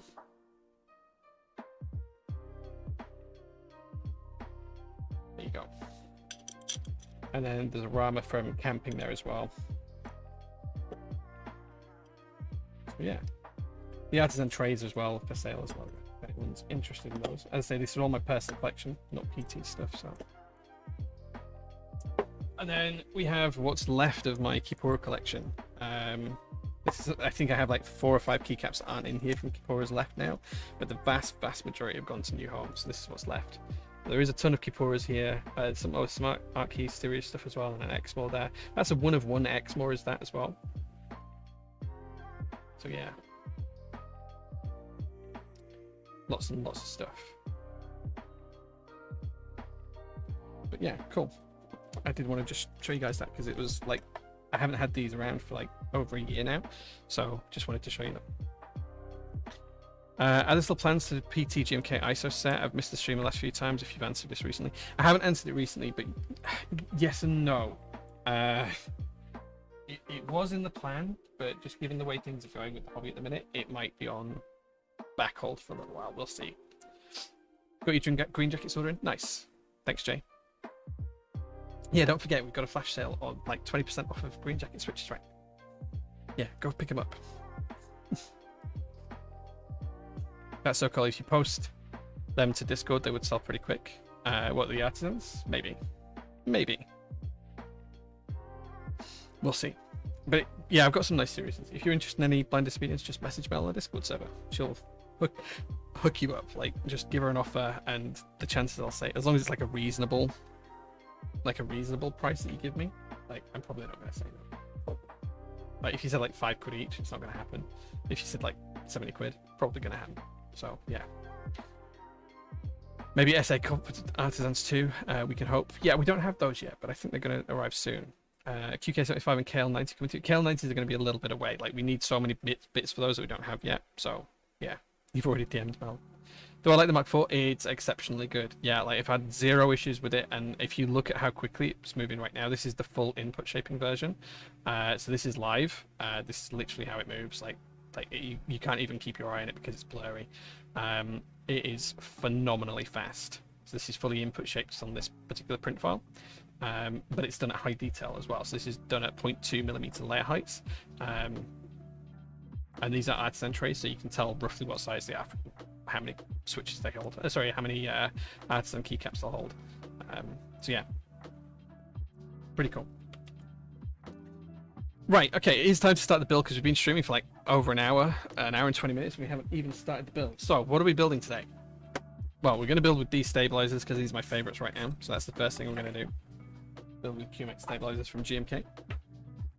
We're going to be building with Gator on CJ switches because this is all I have lubed until Matt sends me the rest of them. So yeah.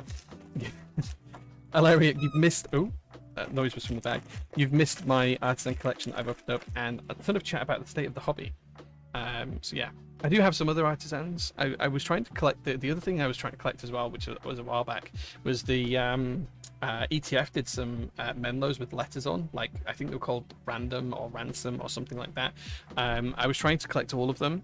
I have like 20 out of 26 or something like that. Like, there is still a few letters I'm missing, but I've never been able to find any more of them. If anyone can ever find those, I will be eternally grateful.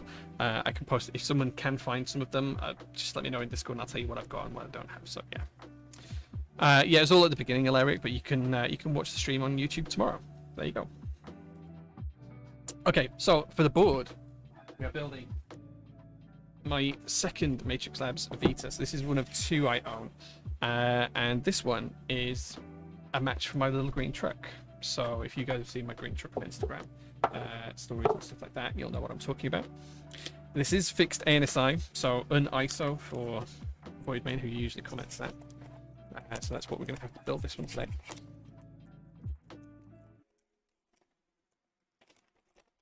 If I can get into the packet.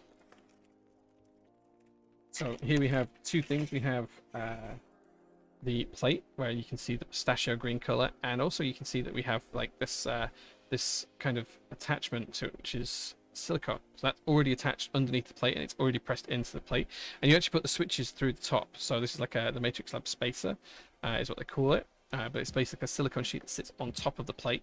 We can either keep that in or remove it. We're going to keep it in because I think it's a good idea to keep it in, and that's the layout we're going for. ANSI 65% today. Here is the PCB.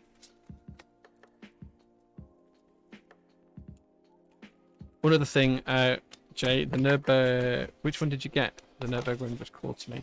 Oh, for the Navi. I can't remember which one I bought. I did buy one. I can't remember which one I bought now. It was the all black one, whichever black it was. Here's the PCB. You see it's got this cut out at the top corner because that's where the little LCD screen is. Probably not going to have time to program that on today's stream, but we'll see where we get to. This is the solder PCB, so should be all good and fun to build.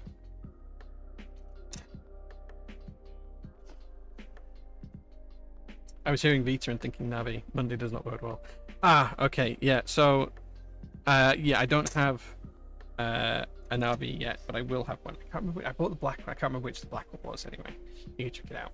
But this is the Matrix Vita. So you can roughly see the color there. We do need all of the little extra gubbins that are in here, which we have screws, I think. There's something still stuck in that. We have spare cables, some screws and hardware and feet, and then in here there is something else at the other end.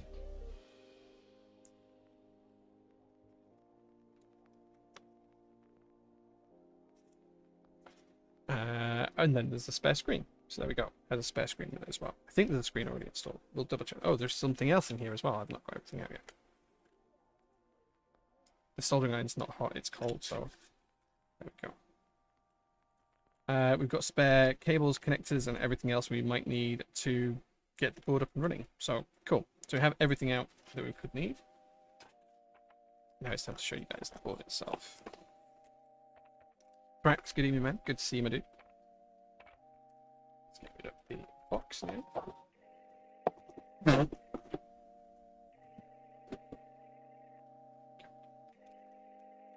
Big Stancy, bye chat. See you later, JQ. And here is the actual color of the keyboard. That's pretty accurate, as you can see it there. It's kind of like an olive green. It's really nice. Tasty, tasty. Designed to match my little green pickup truck. But it's pretty cool. Look at the detail.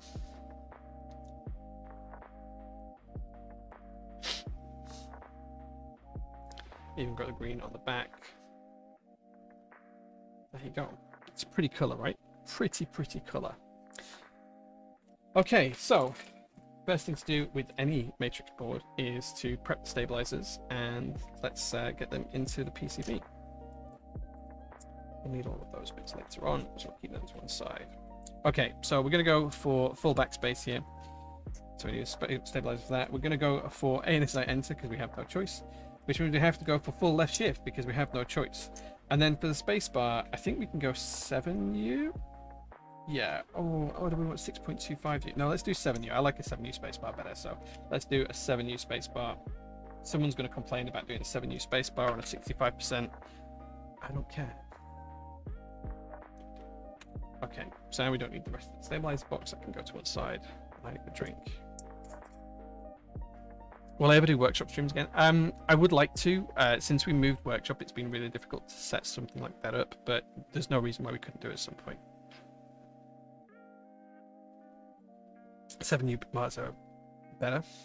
I agree. I don't disagree. I agree. Take these stabilizers apart and get our wires ready for lubrication.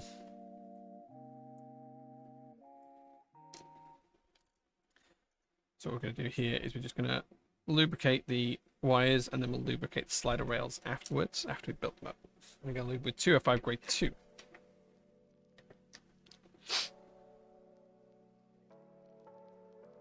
Oh wait, are we limited to 6.25? Oh shit, we are.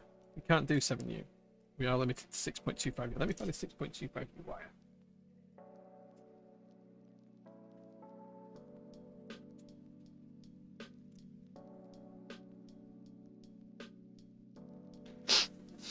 Yeah, thank you, Ava91 for confirming that. I have a few wires here. Hopefully one of them is going to be 6.25.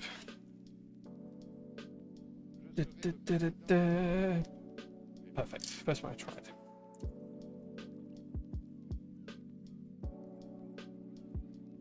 Oh, you like my wire collection? Have you guys seen my actual stabilizer collection? That's 70 away from that separate. Do you guys want to see my stabilizer collection before we lube these ones up? Would that interest you? It is pretty cool. If you like stabilizers.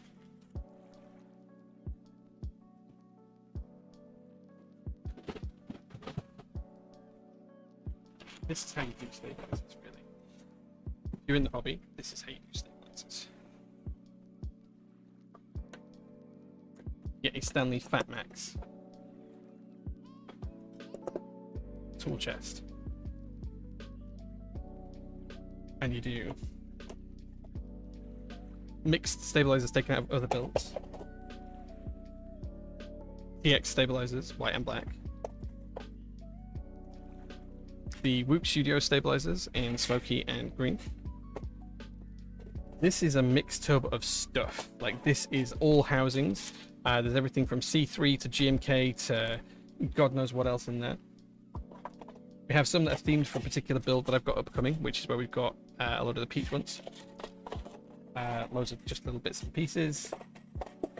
You need wires. I've got pretty much every color wire option going. Black, silver, gold, you name it, we have it.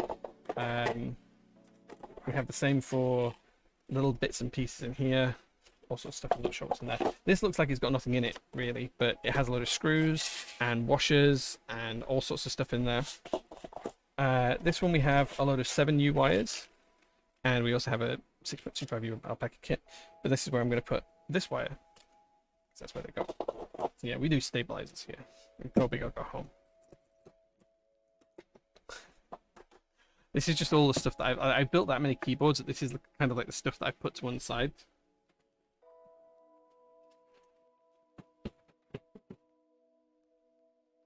Like you build a keyboard and you have like 2 stabilizers left over, they go in that tub. That's what happens. That's where it comes from. So yeah. We almost got a Jae Builds shot. You don't want to see that. That's something that you definitely don't want to see. Right, let's get the lube ready. Not for the booty shot. Let's lube up these wires. Hand bite stabs. Absolutely, you could do something like that if you wanted to. I think someone asked earlier on if this was a personal build or a customer build. This is a personal build. This is one of my personal boards. I bought this one to match my little green truck. Although if someone does want to buy it off me, you can buy it off me. Yeah, if I had spare stabs for just one use case, like ISO macro pads, I have a lot of ISO macro pads, let's put it that way. I'm just going to put the nice amount of lube on these. Remember guys, it's always easy to add more lube later on than it is to remove it, so don't go too mad. Just get a nice amount of lube on your brush. Just make sure it's coated nice and evenly.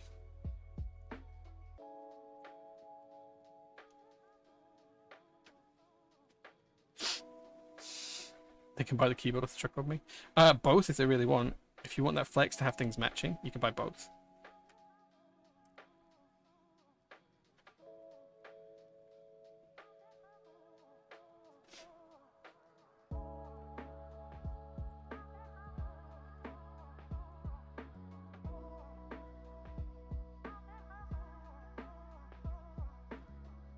Let me tell you, the truck's going to be a little bit more expensive than the keyboard though.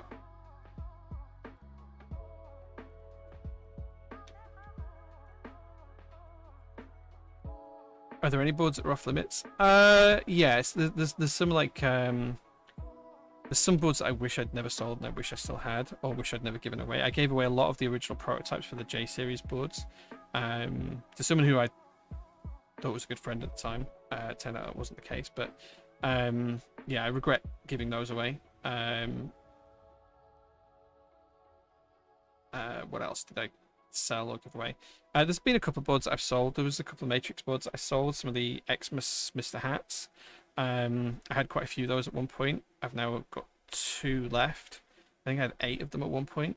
I do kind of regret selling them because I just really enjoyed them. The copper bottomed Ks. I don't have a Ks. I do have a I do have some boards with copper bottoms, but I don't have a Ks.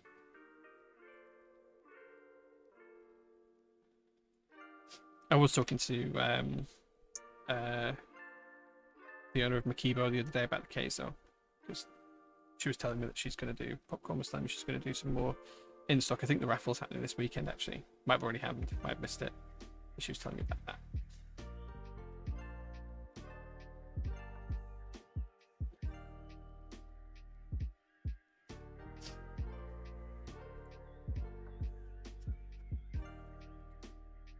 You watch any stream that is also a dude with a tub of lube and a paintbrush. Yeah. Do you have a Kaz? I do have a Kaz, yeah. I do have one Kaz. It just happened you entered for a few options. Wait, what? Entered what for a few options? Oh, the Ks? Yeah, okay. Makes sense. It's a lovely looking board, but like, I'm not in a position to be buying keyboards personally at the minute. I've got a new kitchen. The wife wants but I need to pay for a holiday because the wife wants to go on holiday, so she's booked that and then lumbered me with the bill. So we have our kitchen being done in a couple of weeks' time. They're actually coming out to measure up on Tuesday. And I earn very little money, so yeah, personal collection and a couple of cars are going to have to go this year, I think. But that is what it is. It's just how life works sometimes.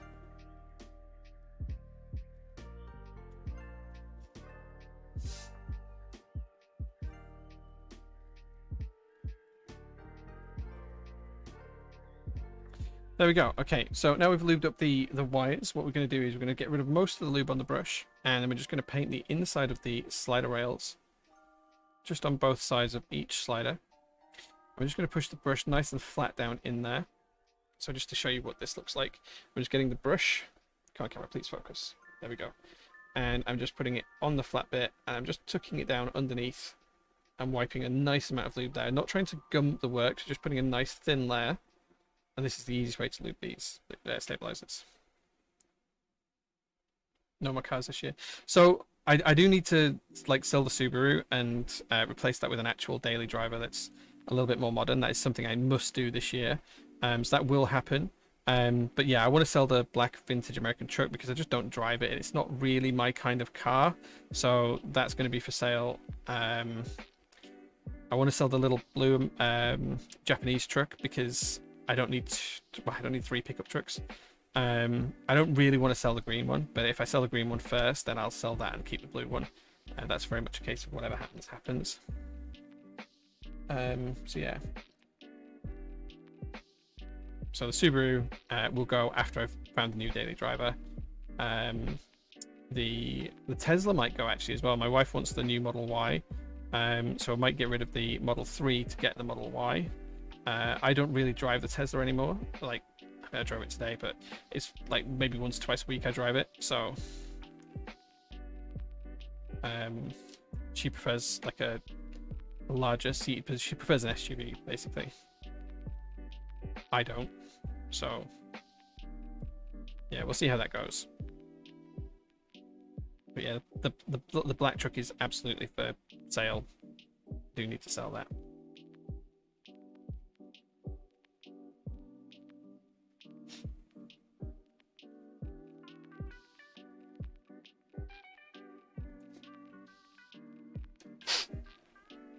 I didn't hear a second, folks. Yeah, like it is. What am I thinking of getting for a day driver? I'd like what I really want is a car that I can't actually get because no one will sell me one. But I wanted the new BMW M3 Touring Competition. That's what I wanted, but BMW won't sell me one. So as I can't get one of those, maybe an RS6 or an RS4, possibly something like that.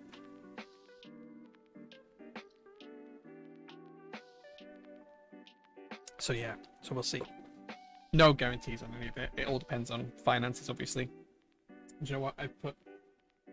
That's where I put the screws for these.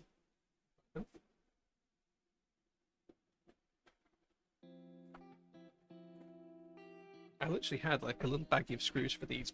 There we go. There we go. I've got them. I knew I had it earlier on.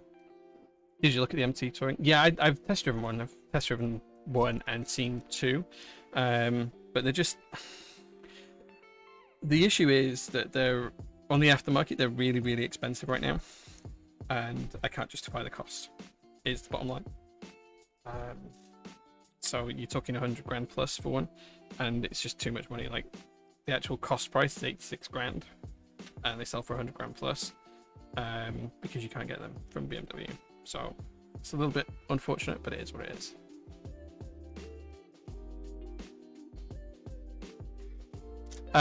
No, it's basically just a case of like they're so in demand that the BMW dealerships, when you ask them to sell you one, they're like, what's your pre-existing relationship with BMW? Have you bought a new BMW in the past couple of years? And if you haven't, you don't get on the waiting list. So because I haven't bought a BMW ever brand new, I don't qualify to buy one of the new M3 tokens, which is a real shame. It's probably also more than I should be spending on a car. Like, it really is. But The heart wants what the heart wants sometimes. So I do have like a small collection of vintage Amigas, mainly Amigas, like the ones that you know of from my collection. I don't have like any of the high-end watches. I don't have any. I have one Rolex, but I don't have many like that. So I collect World War II era Amiga watches. I have like 10 or so of them. No, ball boy. The main reason for that is because Mictlan is not too far away from being delivered to us. So, yeah.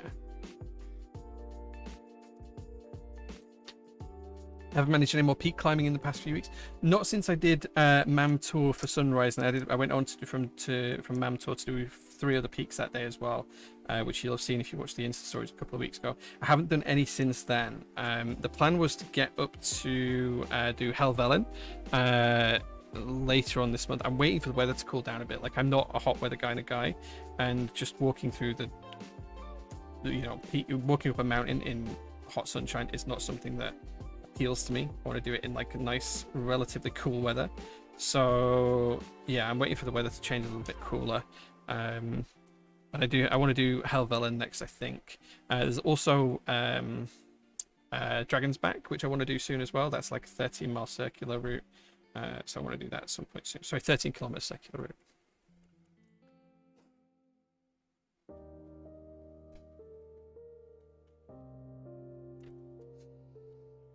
Really dislike the front end of the new model. The M34, the competition models pink pod. Yeah, I'm the opposite. I really like it. So I think it is a bit Marmite. I get that.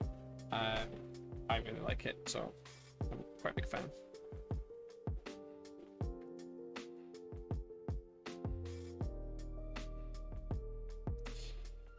Oh, speaking of cars, is it better to spend say 10k on a newer car but lower model, or 10k on an older but higher spec model? I kind of, on like a personal level, disagree with buying any car brand new. I've only ever done it once myself.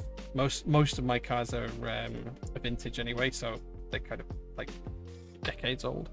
And the average age of my cars is like 35 years old or something, probably older, closer to 50 years old. But I wouldn't. So when I've been looking at like the new RS6s, I don't like the new ones as much as I like the previous generation one. So I'd be looking at like a 2017, 2018, 2019 one rather than the current new one. But obviously this is very different budgets, so I don't know. Like, I don't know what cars are in the 10k new price range bracket to start off with, but I'd probably get like an older car that's going for sale for 10k because you get a lot more toys, features, and comfort. And you know, if you get like an Audi A3 that's 12 years old, it'll be like 10 grand or so. That car will do really well as long as it's got like less than 100,000 miles on it. So like 15k on a 2021 A1 or 15k on a 27 A3. I'd go for the A3, 100%. Bigger car, better, more comfortable. You prefer it over time. Helvellyn cat bells are really nice. Yeah, I don't know if I'll get to do cat bells at the same time, but I want to do Striding Edge. So Helvellyn up and then Striding Edge down is the current plan. We'll see.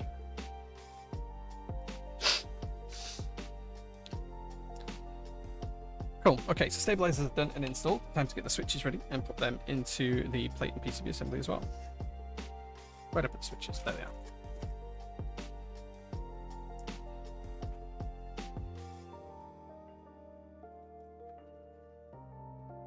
Cooper Revell coming back 2025 looks hot. Do you know what? I actually quite like the new Coopers. I think they look really good, just in general. Yeah, they do look hot. This is the solder PCB plate assembly. Just making sure we get the switches in place.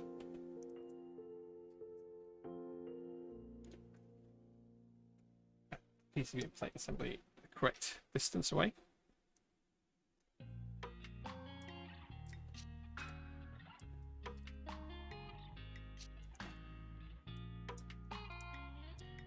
We'll be able to start widening there around the plate and PCB assembly as we get more of the switches in place.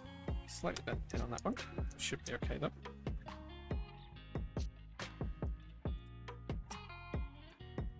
Making sure these are all seated correctly into the PCB. Good so far.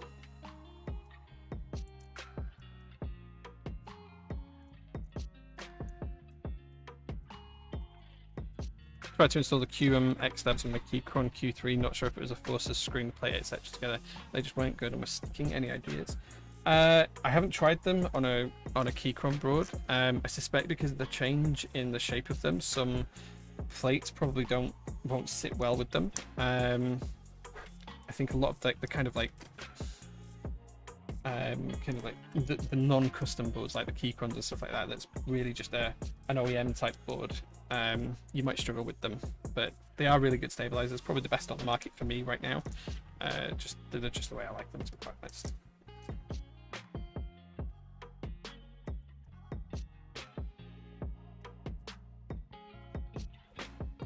Again, just making sure everything's nice and correctly pressed into the plate and PCB assembly.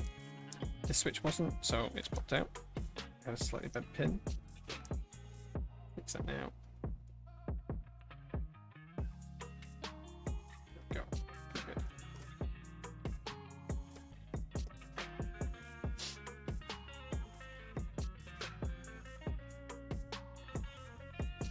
Yeah, that's probably because Keychron haven't made their plate and PCB assembly to the actual original Cherry specification, which is what the QMX stabilizers are based on. So there could be some issues with that. If you use any other stabilizers like the Owl Labs ones or well, pretty much anything else on the market, you should be fine.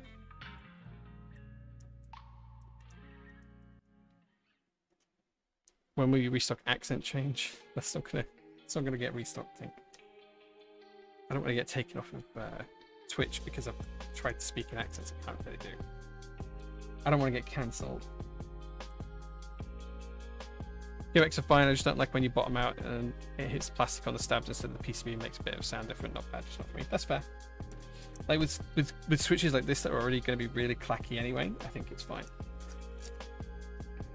Any tactile switch recommendations? I've always used linears, but kind of want to try them on my Zoom 75. Anubis, BBN tactiles, they both get really good reviews. We've been selling quite a lot of the Core switches recently as well. I think we have all of those in stock. Yeah, BBNs, there you go. Lazy Keiko, hey man, good evening. Good to see you, dude. I hope you're doing well.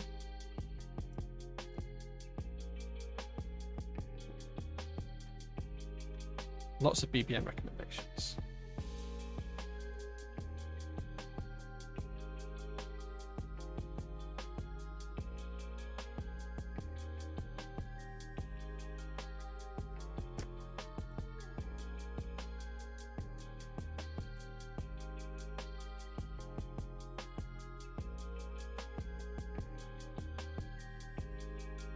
Good so far.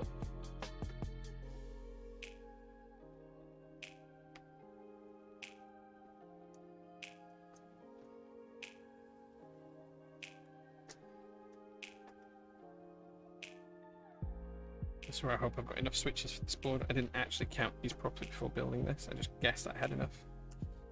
I sent a load of switches off to Matt the Pokemon Kid for lubing about 3 months ago. Haven't had them back yet, so I'm waiting on like 3,000 or 4,000 switches lubing. So this is kind of like the last build I can do until he sends me some more back, I think, without using stock switches. CJs are a great switch. I don't think we have any in stock right now, but I think we are getting some more in stock soon-ish. Can't give you an exact date on that. Right. Now we're not going to put a switch here because we don't need one for this particular build, because we've got the double blocker here for the screen.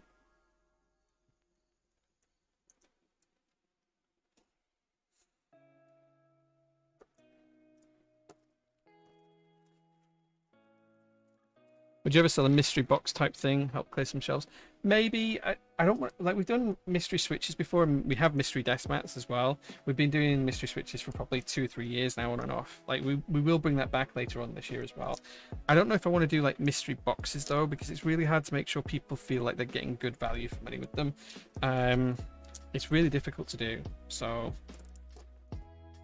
we'll see.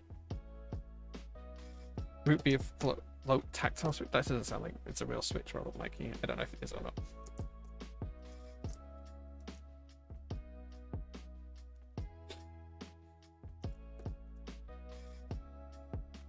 Mystery switches are such a good way to fill the cupboard of shame. For sure. They are real? Oh, okay. Well, no, I don't think we'll be restocking them because I've never even heard of them. Include custom drawings by Mel. I'm not sure she'd be down for that. She'd want a pay rise for that.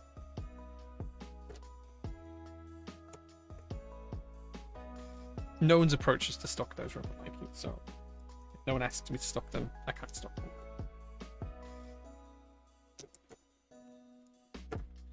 The problem with switches as well is we have to buy them in such bulk that we buy like we probably have 1 million switches in stock right now. So yeah, it's difficult.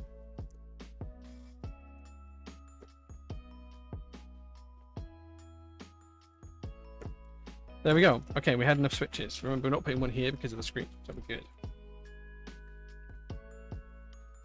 Which means the next job up is to solder, which means it's time for an AMA, which means you can ask me anything you'd like. I'm just going to check that we've got no bent pins because I see one already. I see two already. In fact, let's fix these switches. But basically what that means is you can ask me any question you would like and I will answer it on stream. So all you need to do to get me to answer your question is tag me with @JPrototypist into chat, and whilst I'm soldering, I'll go through your questions and answer them. It can be about any topic at all that you would like, as long as it's not going to get me kicked off Twitch for answering it, I will answer it. If I can't answer it, I will give you a fair and honest reason as to why I can't. You know, commercial sensitive information, that kind of stuff, whatever. But yeah, any question you'd like, any topic you'd like. Does not have to be about keyboards. It can be about anything at all you'd like to ask me. It can be about science, math, religion, history, my wife, whatever you want. You name it, I will answer it. And I will answer those whilst I'm soldering. So once I've checked all these pins, we'll start the soldering process, and you guys can ask me any question you'd like, and I'll answer it. And I'll be as open and honest as I can. I don't think... Oh, I see one more bent pin.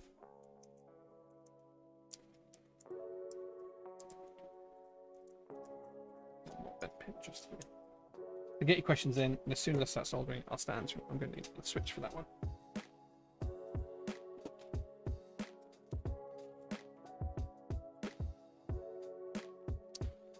There we go.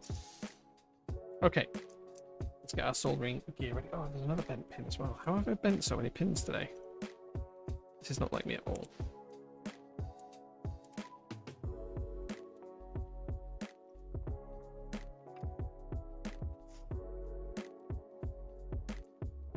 Like normally I bend like 1 or 2 maybe, but not 5 or 6. That's not here. My God, what have you been doing, Jay? What have you been doing?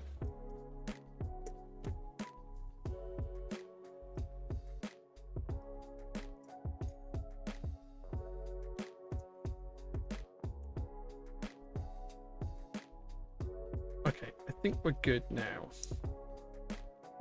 He says, hopefully.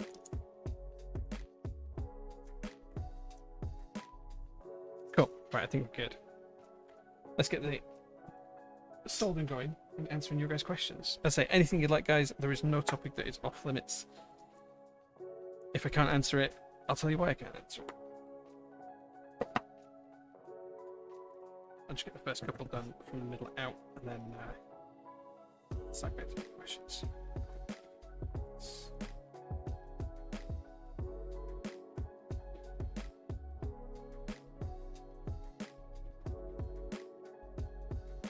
Okay, first question that comes from Lazy Caker. It says, do you think there will be a point where you get bored of keyboards and move on from the hobby? I think that's probably a fair thing that'll happen. I already find that it takes me a lot more to be interested in something in any particular product than it would have done a couple of years ago. That's just because I'm exposed to so much of the hobby through being a vendor and so many of the products that, like, I don't get the hype for some of the new switches and I don't get the hype for some of the new keyboards because I see 1 million keyboards and it just doesn't jump out at me as anything particular special this time, or it's like not something I've not seen before or whatever. So yeah, like I think my personal interest in the hobby has waned a little bit. I'm still very heavily into keyboards. I still love them. But yeah, I think my personal interest has dropped and waned, and eventually of course there'll be a day when the hobby isn't a thing anymore and PT doesn't exist, and you know, I'll just have a couple of nice keyboards left over, and who knows how that'll go. We'll have to see one day. I hope that's a long, long way in the future. Ballboy says, one of the best things about your wedding you'd recommend to people organizing theirs. Best thing about my wedding was what was the best thing about my wedding? Well, the food after was probably the best thing about my wedding. So we had like a really, really nice intimate meal. We actually ran away and took just 9 people with us, and we went to Gretna Green and got married there, me and my wife. We didn't do the whole traditional kind of big wedding, and do you know what? I'm really grateful that we didn't. I actually really enjoyed the day. It was lovely. It was intimate. It was small. My wife's best friend is an opera singer for a living. That's what she does for a job, and yeah, she sang for us, and it was beautiful. Like, it was just like a lovely day. So yeah, keep it small would be my honest feedback on that. What is my favorite song and album? Oh, I could give you a million different answers to this one. It's really difficult. I'd probably say, I don't know. Like, favorite album is even really tough. Siamese Dream is one of my favorite albums. I'm a huge fan of Light Grenades by Incubus. A huge fan of everything that Incubus has done, to be honest. Some of the Color and the Shape by Foo Fighters was fantastic. I can't remember the name. The C6 Steve's first album was just phenomenal. Like, I think it was called Diddley Bow. Just some phenomenal music there. I'm a huge fan of Ian Curtis and I forgot the name of the band now. Like, you just put me on the spot. What was the name of the band that Ian Curtis and Love Will Tear Us Apart? What was the name of the band? My mind's gone blank. Yeah, I couldn't give you one answer to that. Like, I could give you answers all day long about what I like. Do you know what favorite pop song is? Probably New Radicals, You Get What You Give. That was such a great song for the time back in the 96, I want to say. Like, it was just the quintessential pop tune, especially when Britpop was so massive. I like a lot of Blur and Damon Albarn stuff. Gorillaz are pretty cool too. Again, it's just Damon Albarn again and new guys, new setup. But yeah, it's just impossible for me to give you like a true answer to that. I'm a huge fan of System of a Down, Stained, a lot of alternative music. It was what got me through college. So I've seen a lot of bands. Sponge, Kicking Pigeons in the Park is probably one of the best songs I've ever heard live. It was just phenomenal. Yeah, like, dude, I could talk about music all day long because, like, I've got such an eclectic thing. Lately I've been listening to a lot of geriatric rap, a lot of Northern Boys and Pete and Baz, that kind of stuff. If you haven't heard it, it sounds like it's going to be really bad. It's 10 times better than you're going to expect it to be. Yeah, I like H as well. If you guys are into like the kind of like London scene, well, Manchester scene for him. So yeah, like, just a million types of things I can talk about there. Chris says maybe an obvious reason for me asking this. You get 2 weeks off, no work worries or cares. Where are you going? And more importantly, what are you eating? Oh man, dude, like India, Indian cuisine. I probably want to travel all around India, Pakistan, places like that. That's where I'd like to go. Just like tour around that sort of area. Probably do it on a train. It'd be nice to get all the way there on the train, do like a train through the Alps and stuff like that. Maybe finish up with the Orient Express or something. But just do the train everywhere. That'd be a phenomenal little trip. And just the food, imagine the food. Yeah, like go to Kashmir and places like that. Oh yes, that's what I'd do. Indian cuisine is by like Pakistani cuisine and that kind of area. Like, the food is just phenomenal. Nepalese cuisine as well. Oh my god, there's there used to be a great Nepalese place in Edinburgh. I have no idea if it's still there. That's a bent pin. That, oh no, it's not. I thought it was. Yeah, there used to be a really, really good Nepalese place around the corner from a Best Western I used to stay in when I was at work at the bank for a few years, and I was in Edinburgh quite a lot. Dude, that restaurant was so good. Nepalese food is amazing. So yeah, I'd do that. 2 weeks. Probably 2 weeks won't be long enough though. I need to do it a few times. Next year for my birthday, can I come over and we'll do a build workshop stream or something? Sure, why not, Tim? Sure. How did I meet my wife and what did you do for your proposal? We met through a friend of a friend. Just randomly. It was just fine. For a proposal, we went to Chester for like a long weekend, and there's like a little bridge over Chester Street. It's all picturesque and stuff, and I proposed there. that was it. So I had the ring.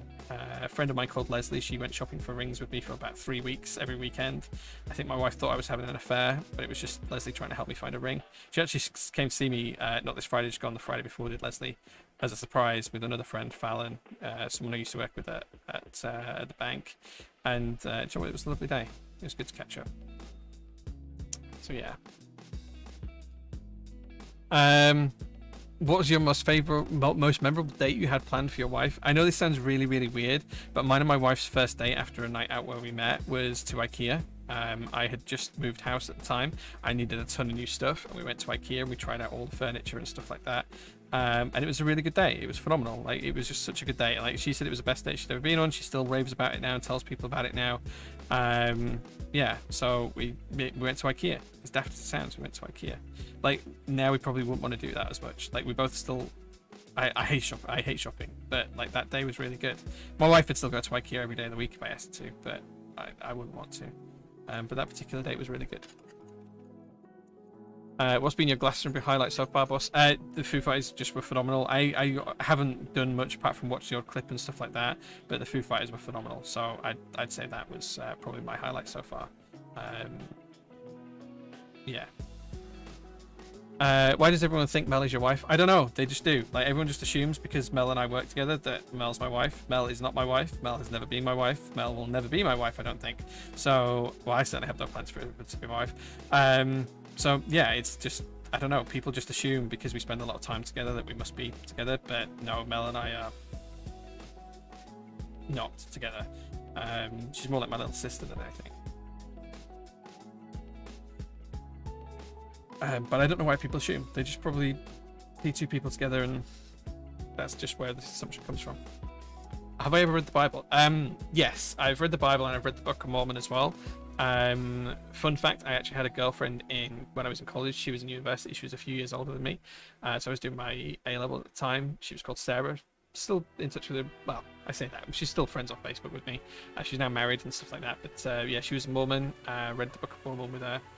It wasn't for me. Decided it wasn't for me. I've read the Bible probably twice in my life, beginning to end. I just don't gel with it. Like, I know they're parables and they're not supposed to believe word for word, but there's a lot of stuff in there that I think is just common sense.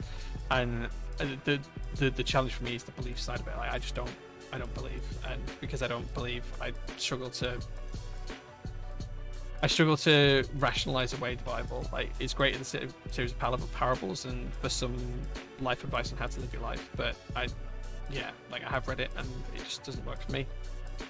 I don't mean that's a negative, and I don't want to take it away from anyone who does love the Bible and abides by it or anything like that. But yeah, it's just not for me. I've never read the Quran or any of the Hebrew scripts or anything like that, so I have no idea what they're like. But I imagine they're very, very kind of similar.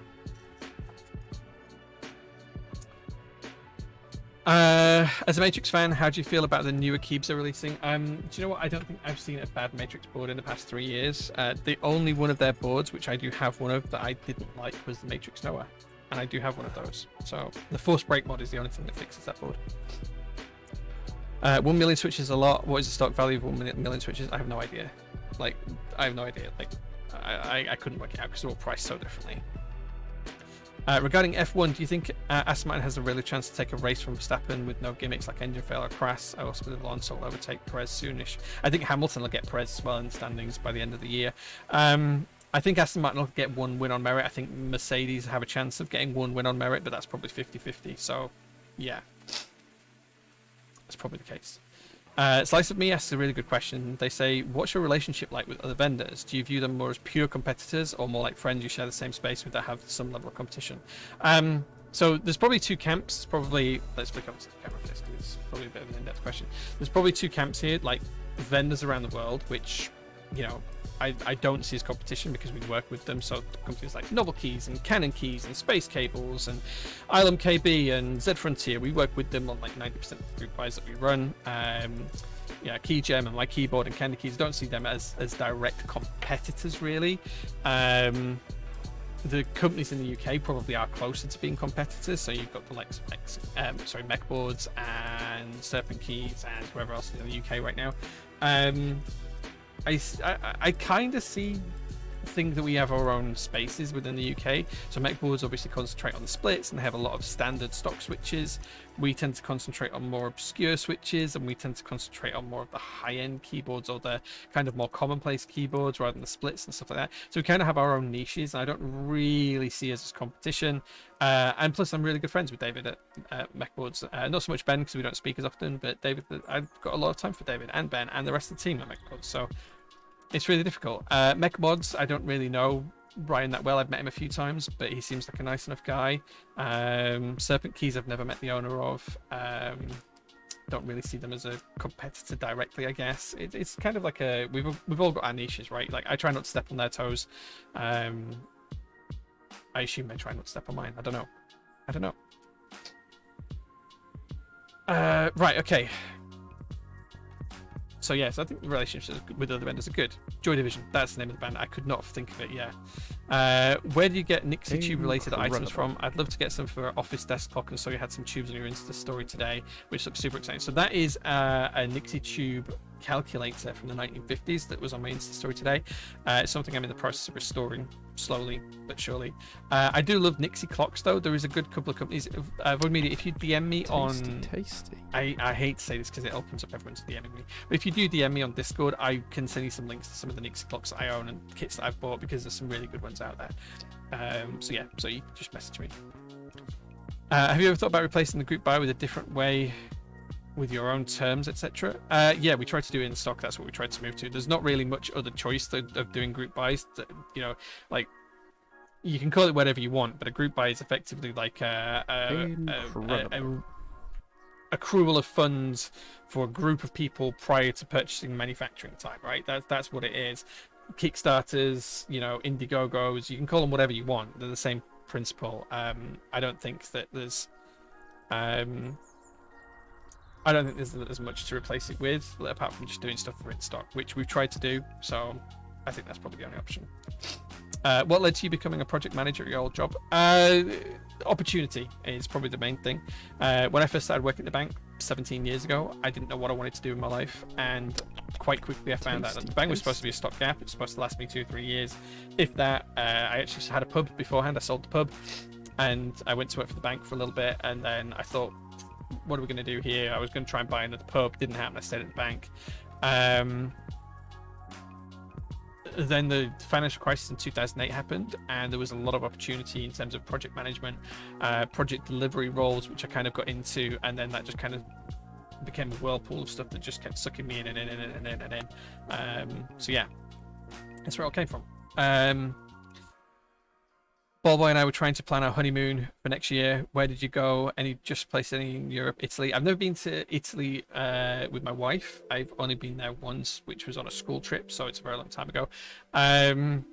So I can't recommend anywhere in Italy. We went to Lanzarote for our honeymoon. So the reason why we eloped and kind of like ran away with just 9 people to get married is because my mum was really sick at the time, and we had planned a big wedding for the following year. We hadn't paid for anything at that point, but the plan had been to have like a big wedding the next year. We knew my mum wasn't going to make it, so we kind of brought the wedding forward and did like kind of a small thing. We actually already had the holiday to Lanzarote booked. It just happened to fall when we decided to do the wedding. So we didn't really plan out like a honeymoon or anything like that. We have always talked about doing like a road trip across Canada as like our actual honeymoon, get a good like fly out to like Vancouver, buy like a classic car, drive all through the Rockies and stuff like that, and then fly home at the end of it. And that's the kind of plan. We've just never got around to doing it, but we're going to Cape Verde later on this year, so maybe next year we'll do it. I think actually we're supposed to be doing an American trip with the family next year, which we'll see. Sponge Fierce Live. Sponge are amazing live. I'm actually in the photo. There's on the back, I can't remember which album it is, but on the back, one of the covers of the albums, there's loads of pictures from Sponge gigs. I'm in one of those pictures. Like, I have the album at home on CD.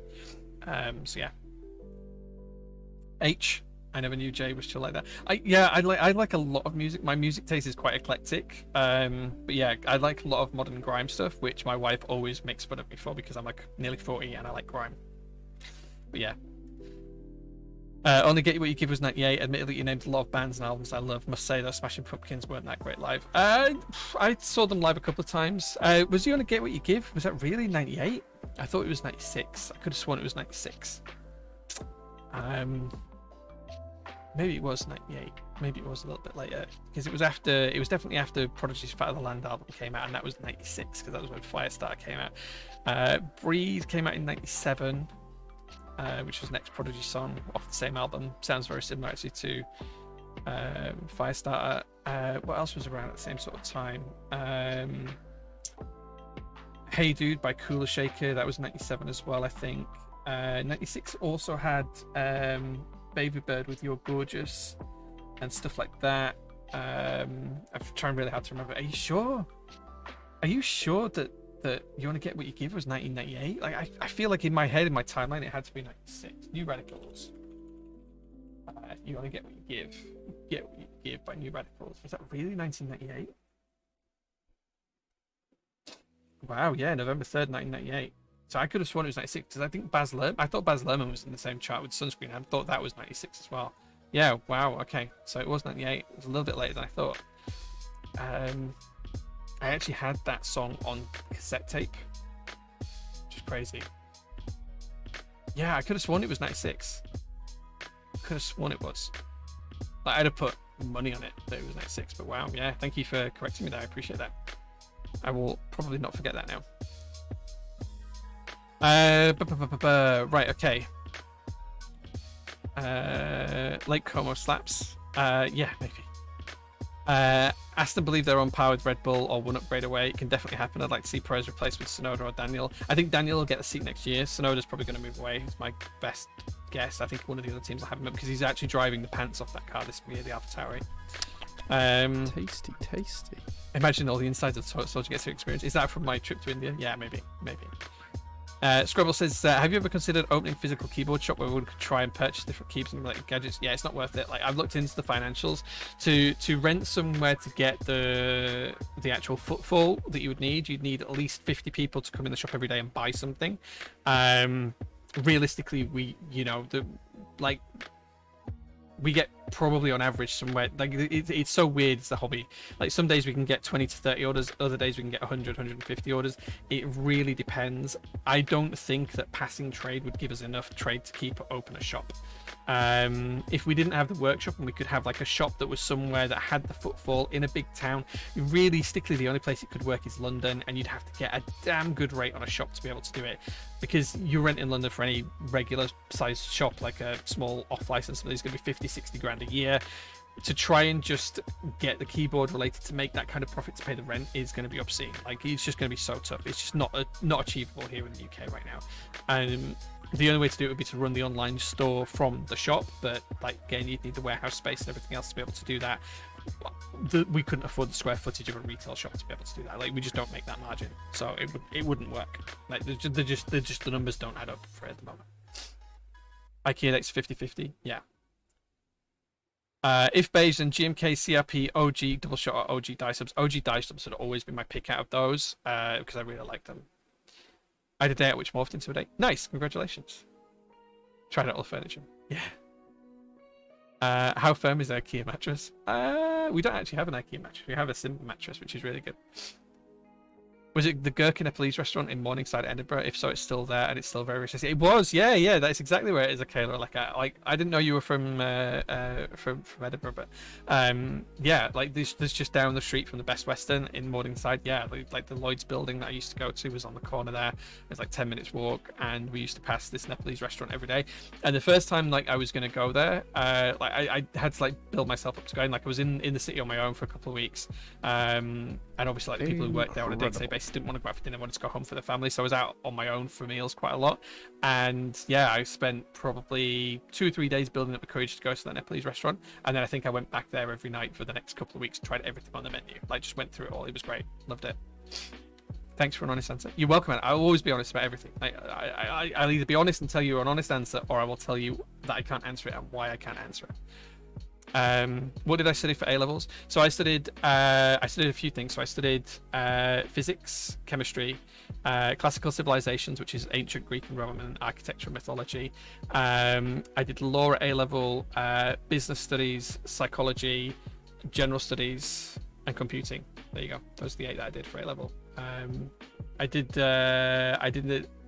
Yeah, that was the 8 I finished A levels in, and I did that over 3 years. So all those as full A levels. They didn't have the whole kind of like split AS and A levels when I did it. I think that was the year after I'd started when they brought those in. Okay.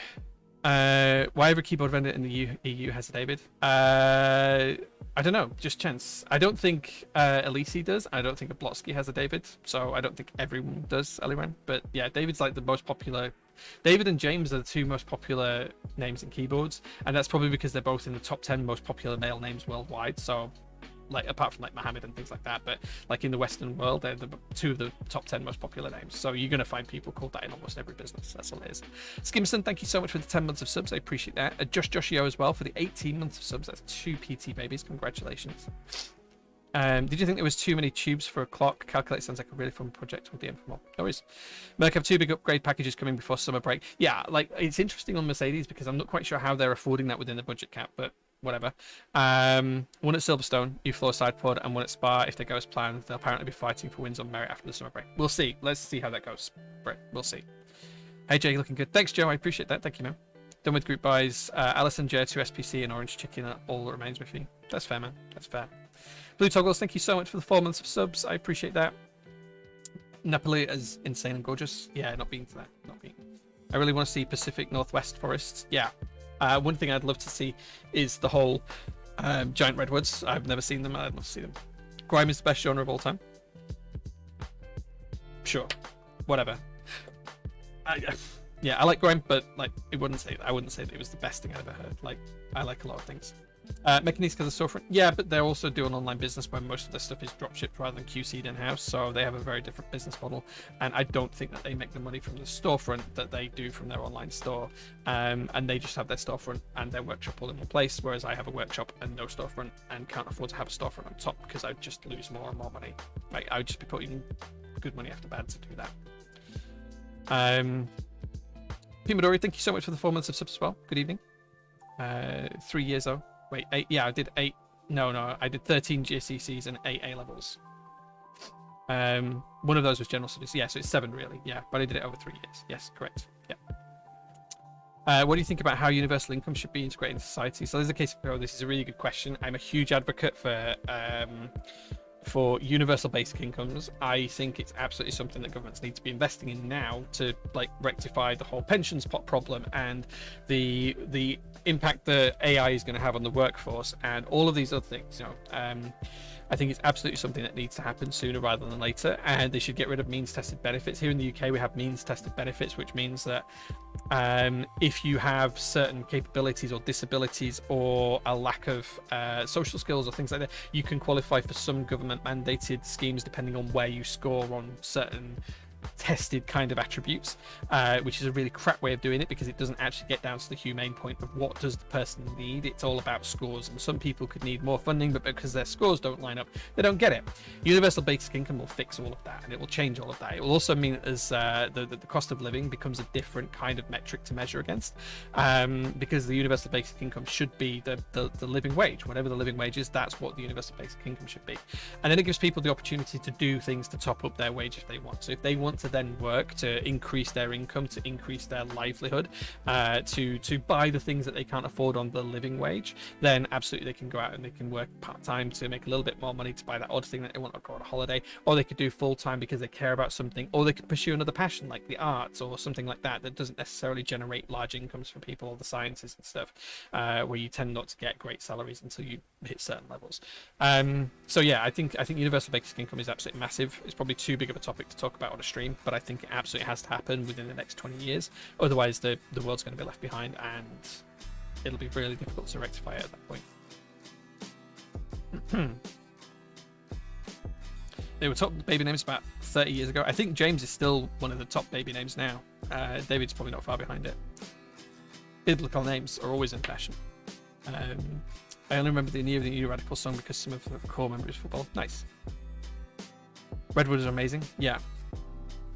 What would you say PT's KSP USPS's unique selling point is? It's got me. No, I don't know is the honest answer. I don't think we have one. We're just a custom keyboard vendor in the UK. We have the largest in-stock selection across the whole of the UK for keycap sets, like probably worldwide actually. If you look at the number of GMK keycap sets we have in stock compared to every other vendor worldwide, I think we have more than anyone else right now. I can't find another vendor that has more, so yeah, that's probably what our unique selling point is. But we're not here to have a unique selling point. We're here to provide a service effectively, and I hope we do that well. Do people in Yorkshire actually use Henderson's relish, or is it all marketing? No, I prefer Henderson's relish to standard Worcester sauce. Yeah, Henderson's relish is really nice. It's much better. It's got more umami flavoring in it, so yeah. 8 A levels. Most colleges now only allow 3 unless you're choosing further maths as a 4th. Yeah, so I did actually. Okay, so I never finished further maths, but I actually did maths and further maths as well in the first year, and I dropped them and didn't continue with them, and that's why I stayed for a 3rd year and picked up some other things. The reason being is that physics was basically the same course at the time, and I wanted to get the qualification in physics rather than in the math. Like the principles of what we were studying in the math and further math were almost identical, so it didn't make sense to do 3 of the same thing.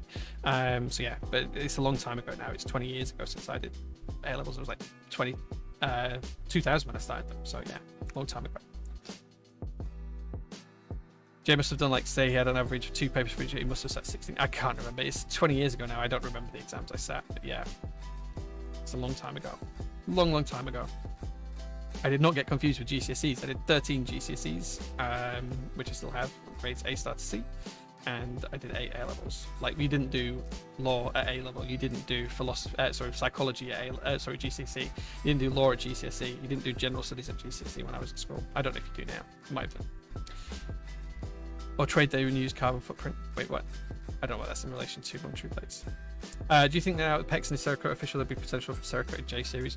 I can't talk about that at the minute, Pyro, but there is a reason why PEX came to visit us in February. Let's put it that way. ChatGPT most of my EPQ. Fair enough. Like, we use ChatGPT a lot, so can't beat it. Yeah. There's now AI to avoid the AI checks. Yeah. Yeah, absolutely. Right, okay, so we've let's get back to the keyboard build, because we've been streaming for hours now and I've barely done any keyboard related content. We've just talked about a ton of other stuff. So if you guys have got comments, I will try and answer them. About any questions I've answered, if you've got comments on them, I will try and answer them or tackle them. But yeah, let's get back to the build. So we built the board, we've soldered it, it should all be working. We can't test this board until it's in the case because it's a matrix board and you need all the screens plugged in. So the next job is to find a screwdriver and take the case apart. So let's do that.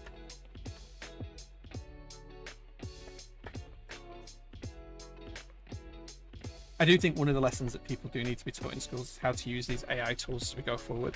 Like, I know there's a lot of people and teachers who are dead against it because of people using it for, I don't want to say cheating, but assistance during exams and stuff like that. But I do think that people need to be taught how to use these tools going forward. So yeah, don't worry, there will be a keycap poll soon. There'll be a keycap poll soon. This build feels like deja vu. I did build one Vita in the past. Yeah, I own 2. This is the second one. I built one a year ago, maybe 2 years ago. I don't know.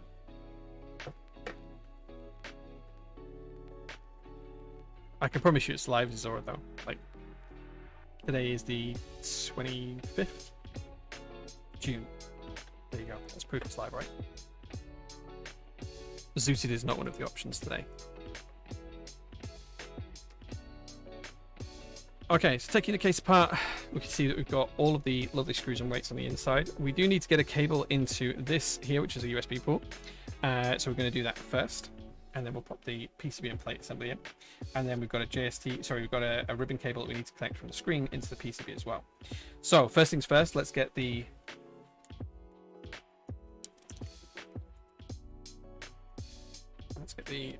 JST cable into place.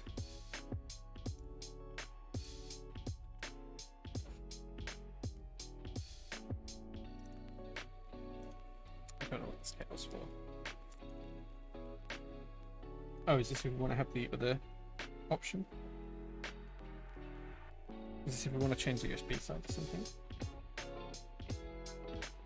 Yeah, I think that's if we want to change the USB side, which we don't want to do. So I think we need this cable. Let's see. I think it's too big to make it inside the packet here. Oh, is that the LED driver? Okay. Where does that sit? What? What's the LED driver for?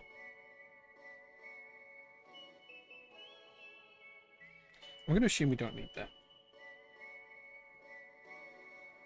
I'm going to also hope we don't need this, which is another connector, which has just randomly appeared out the back. Okay, I think we just need the USB cable and the door-to-board screen cable. I think that's it. So we're going to take this JST cable and we're going to plug that into the USB door-to-board just there. And then what we'll do is we'll pop this in here, like so. Then we're going to screw this down in a second. It's just going to fit like that.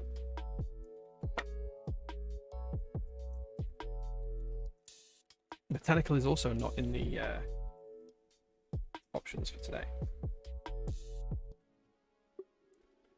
Dandy is one of the options. Yes, I'm going to put that one. I'm just going to screw in the plate and go top mount here today, which is the only real option we've got for this board. Prompt generator is a job role. Yeah, I can see that happening as well. Void media, 100%. I can see that happening. Prompt engineers, prompt generators, that kind of stuff. That's all going to be something that becomes commonplace in the next couple of years, I suspect, as these tools grow.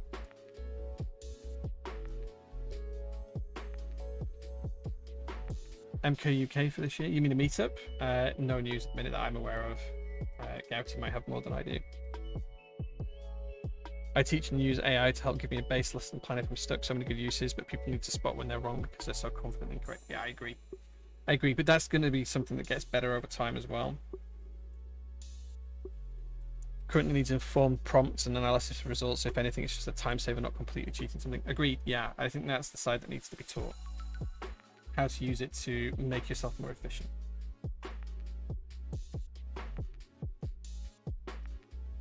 This is what came with the board. I don't think the Vita can flip sides actually, but it may be a secondary option or something like that. I can't see any way for the Vita to flip sides, to be honest, but I don't know. I don't know. Like, they just came with the board. I don't know what to tell you. The board's been sat in my build queue for like 2 years, so.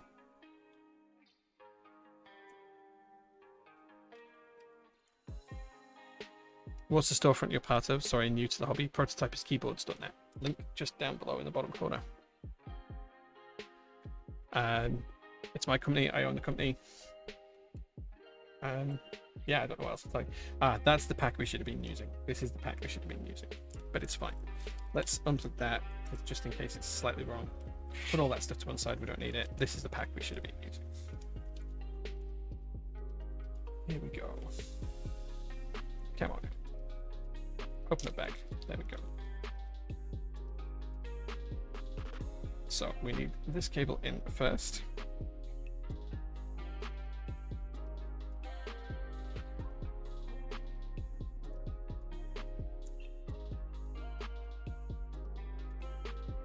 There we go.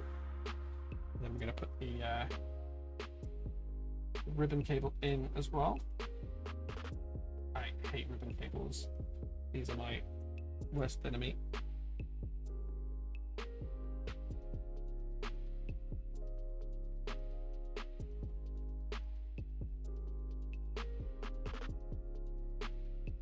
Okay, I got that first time. Excellent. It's rare that happens.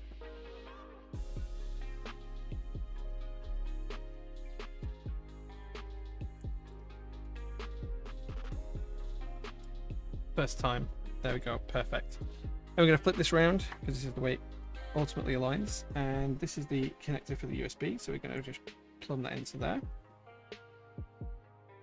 Come on.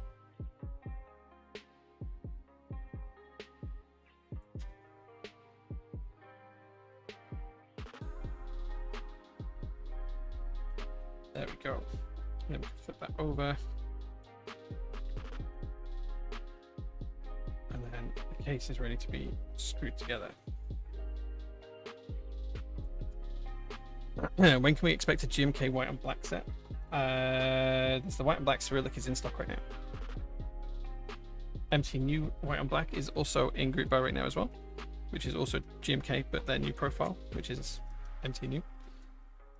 The merging of technology and psychology is going to create a weird area for jobs until the AI is invented that can do it for other AIs.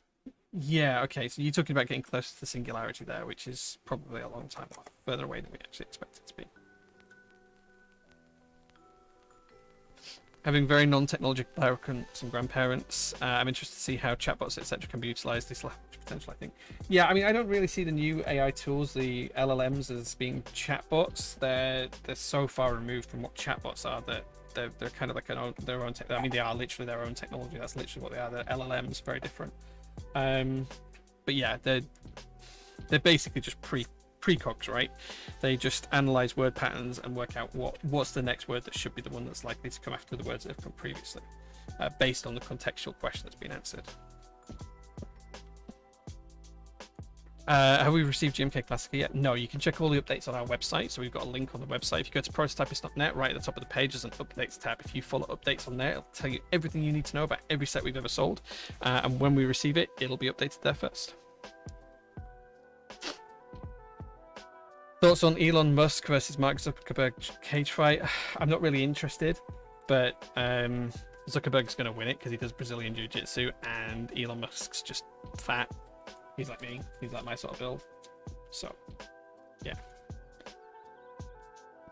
Do you know of a carry case that would snugly fit this Vita or the Corsa boards? Yeah, we'll have a couple in stock in the next couple of weeks of PT carry cases that these should fit in nicely. So yeah, so I don't have any just yet, Conan, but a couple of weeks time we'll have some in stock. Okay, but there's the board all built and put together. It's looking pretty good. Jae versus Mel for track day battle. I think Mel would agree that I'm a quicker driver than her. Probably not in a fight. Thoughts on Elon Musk? We talked about that. Yeah, okay. Musk is going to get punched so hard. I can't wait to see it. But I don't think that Mark Zuckerberg will punish him. I think he'll just tap him out with like some holds or and stuff like that. But I can't see Zuckerberg losing. I just can't. OG Dosubs, that's not one of the choices, but I hope is Blackbook ready? Primed ready for poll? Yeah, okay. Let's walk you through the key sets we've got as choices to go onto the keyboard today. So we have GMK Hammerhead, based on novelties. That's the first option. GMK Hammerhead. We have DCS Deadbeats, which gives us our beige fix for today. So DCS Deadbeats. In fact, probably better on the other camera actually, aren't we? Yeah, DCS Deadbeats, the beige fix. We have GMK Dandy.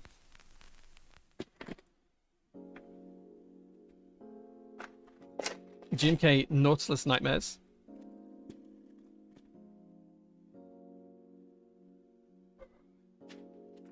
And finally we have GMK Arch. Those are the 5 choices. GMK Arch, GMK Nautilus Nightmares, GMK Dandy, DCS Deadbeats, or GMK Hammerhead. Those are the choices today. So I think there's going to be a poll up in a second, so just watch out for the poll, and you'll be able to vote in the poll properly. Chris is working on that right now. Perlin has arrived. Perlin's been here a while. What do you want to see, Perlin? I can't remember what you wanted to see. Please chat, beige and sage green is not good. Who knows? Beige goes with everything. Beige goes with everything. Yeah, don't forget we've also got a discount on the switches right now. What switches was it we did a discount on? Can't remember. Oh yeah, K&C green jacket switches have got a 20% discount on them right now. So you can pick those up. £4, 17 plus VAT per pack instead of £6 including VAT per pack. Yeah, there you go. So you can pick up K&C green jackets for sale. Right, should we do another flash sale? Should we stop this one actually and do another flash sale? What would you guys like to see on flash sale now? Like, give me a couple of options, and I will put something up on flash sale. What would you like to buy and get a decent discount on it? Flash sale. You'll only have this one until the end of the stream. Next one. So whatever you pick a good one. Okay. Is Hanok on? No. You want to rig it? I do like Arch. Arch is cool. Dandy will run again. Wasabi's probably the closest. We have that still in stock, so you could pick that up. Someone beat me. Did you not put the rigging on? Like, Ja should use? Who's Ja? Who's Ja? Wait, what? What's Krista? DCS dead beige goes with everything. It does, you're right. Kevin Babe says voice mini. I can't really put much of a discount on voice minis. Let's have a look. Let's have a look, see if we can do something for voice minis, because that's the only person to suggest anything. Right, flash sale on voice minis. Let's have a look. How many, what have we got for voice minis?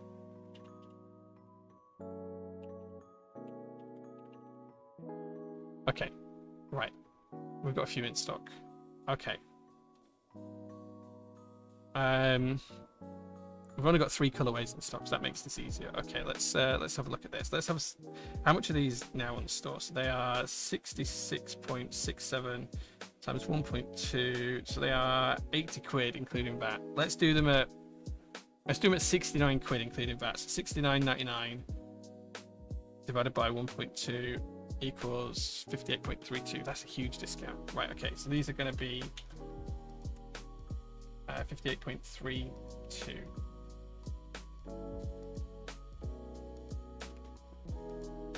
Okay, cool. Okay, so I'm only doing this for the colors that we've got in stock, but the voice minis will be on discount in a second. We've only got petal, a latte, and one other in stock. So I'm just putting these on discount now. These will be a second, and we're done. Petals, latte, and what's the other one we've got? Light green and white.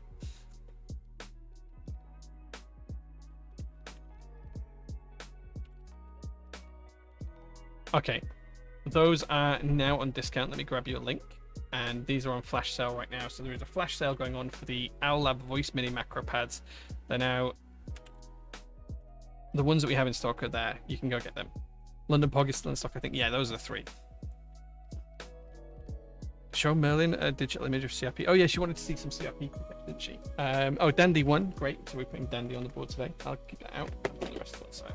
I do have a board with CRP keycaps on.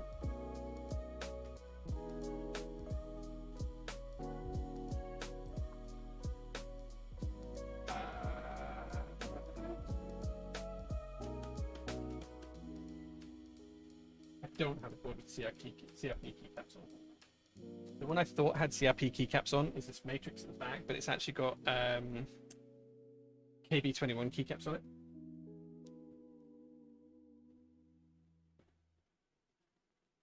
Yeah.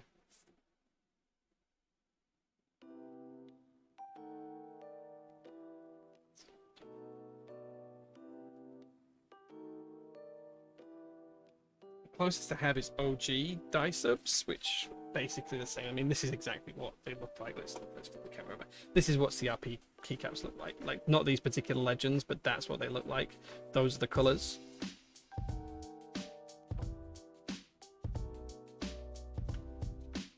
There you go.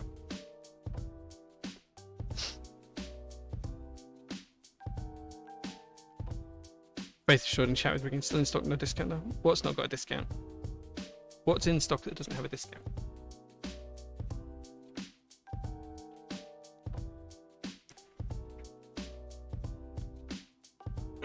The discount on the voice minis should be live now. Right, moderated persecution. No such thing. Moderators can't be wrong, just by the fact that they're moderators. Let's zoom in, because we're going to get... Would you say that the CRP alphas are white or beige, with the mods being more beige? I mean, they're the same as every other die sub, like alpha. Like, they're slightly off white. They're not pure white. They're just beige with beige mods. Like the board I showed you, that's exactly what they look like. Voice minute made me wish Owl Lab made Void 65 again. It looks so unique. Yeah. Discount was via caching mine. Yeah, sometimes you just need to refresh. Yeah. Oh, I don't want the Nixes to be discounted. You all wanted the Nixes to be discounted. Yeah, I can't do it. Discount on them at the minute. Right. Right. Okay. Let's. Is this one step 4? We don't need that. Don't need that. Don't need ISO enter sadly, or the large space bars. But we do need this, which is a 6 with 2.5 each space bar. Okay. Let's go for the white enter key. It looks nice. Beige is always good. Beige is always good. Did I miss the cat vote? Yeah, we voted for this set dandy. I had to think what it was called then. G&K dandy is what we voted for. That's too large for the other side. Yes, we need that up here. Don't need that. Don't need that. That.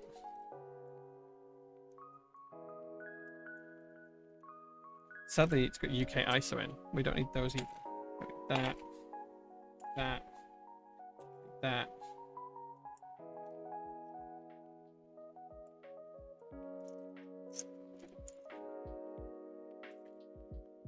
I don't think we use 1.5U keys on the bottom right. No. 0.25U keys. Shift. That. That.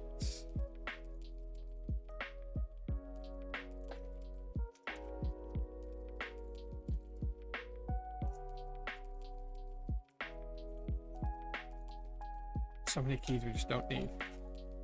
I'm not finding any of the keys I do need. I don't want to use paper there. I don't know what I want to use that yet. We don't need that. We don't need that. How am I not finding any of the keys we actually need here? There we go.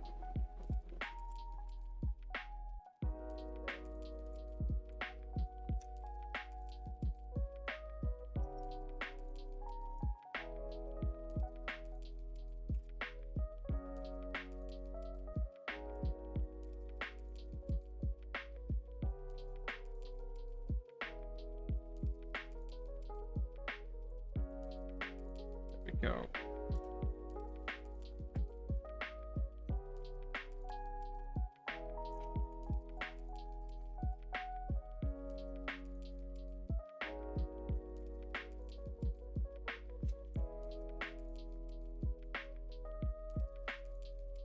Has he smashed your Nixes too? Ansi, yuck. Yeah, it's the only option for this particular board. So yeah, we have to build it Ansi, I'm afraid. With Spicy Adam tonight? Yeah. Right click inspect, then right click reload, aim to cache hard reload. Yeah, or you could just do a hard refresh in browser.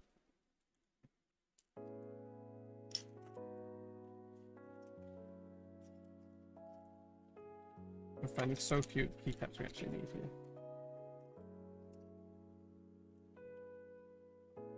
Go for the accent fur.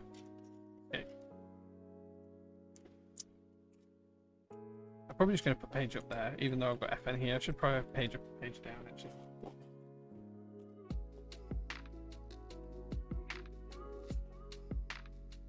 Let's change that over now, and then it's done. And we don't need to worry about them anymore. There we go, page up and page down. Nice.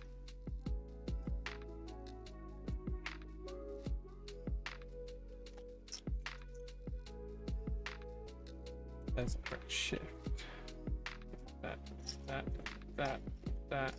We do need that. We should be coming into like a spate of keycaps then, but we've just put loads of them on the board because all of the ones I've been seeing so far we've not been needing. The FGH. It's getting the right place too.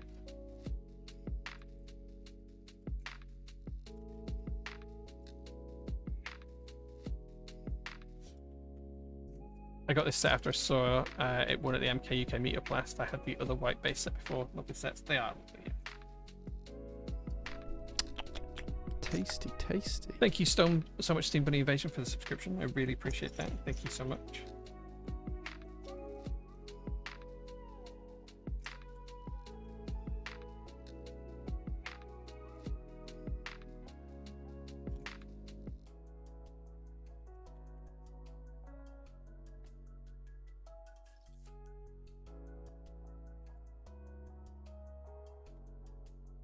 Voice menu is £69 after discount right now. Yes. It's usually 80 quid, so it's £11 off basically, which is a huge discount on something like that. So, like, don't share it super wide because I don't want them all to sell at that price, if I'm completely honest.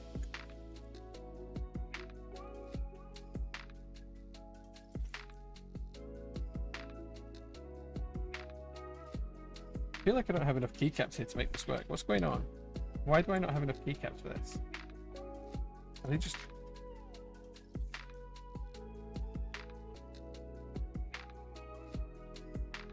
Am I just wrong and that just every keycap that I've picked up so far I've just not needed, and like now I'm just going to find every keycap I do need?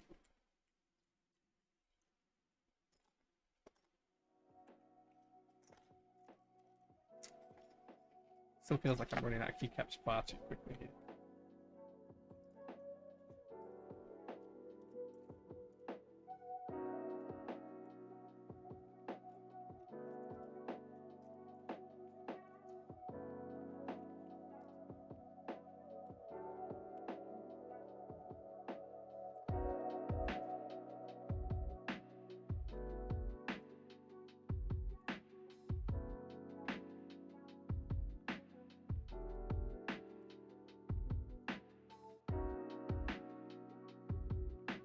Have we really not got an M key for this?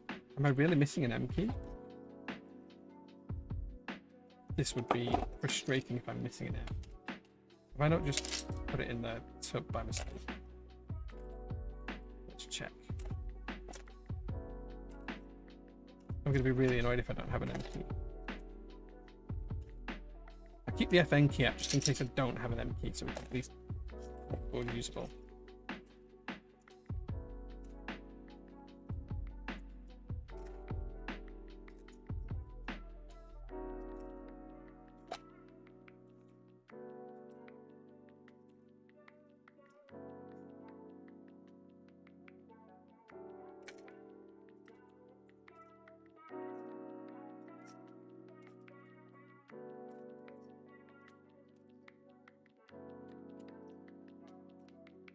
I'd be really annoyed with myself if I put it back in a tub and realise.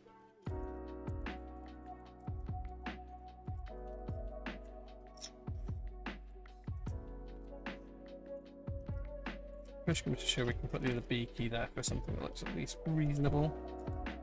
Oh, this is really annoying. Why do I not have an M key? I wonder if I've given it to a customer because they were missing an M key or something like that. I don't have an M key. That's really annoying. Let's use the other B for now. Spot the mistake. I bet what's happened is Mel's stolen it out of my personal section. This is unused. It's the first time it's been mounted to give to a customer because they had something wrong with their MP and we went to GMK to replace it. I bet that's what's happened. It's the wrong two? Oh yeah, it is the wrong two. Right. I put the UK ISO on up there. The two at symbol that I should have done. Here we go again. See if we can find it quick. Quick before anyone else knows. Because I'm so used to putting UK ISO on board that I just picked up the wrong two and didn't even think about it.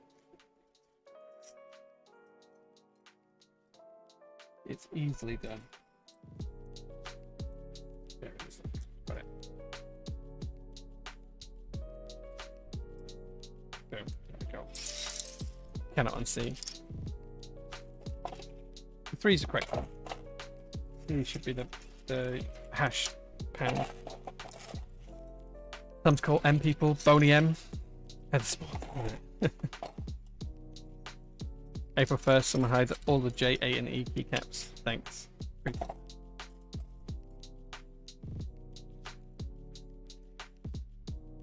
Fexofenadine is great, Haribo Egg. Like, I use that daily and my hay fever's been so much better. It's unbelievably good. Top tip, been wanting a macro pad for a long time. Congratulations. What are my favourite 60s?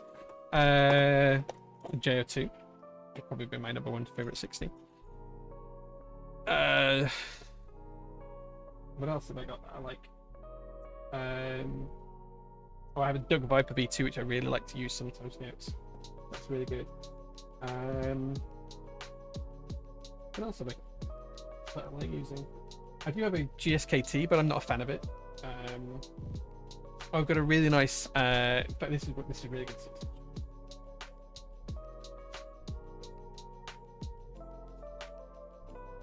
This is my Palmetto 60 with Bingsu in Bingsu colorway. This is a friends and family only colorway. The weight's got some finger marks on it that I need to polish off, but like, how cool is that burnished copper? This is the and look at the ridges here. This is super cool. Palmetto 60 by Carolina Works. There's such a good build.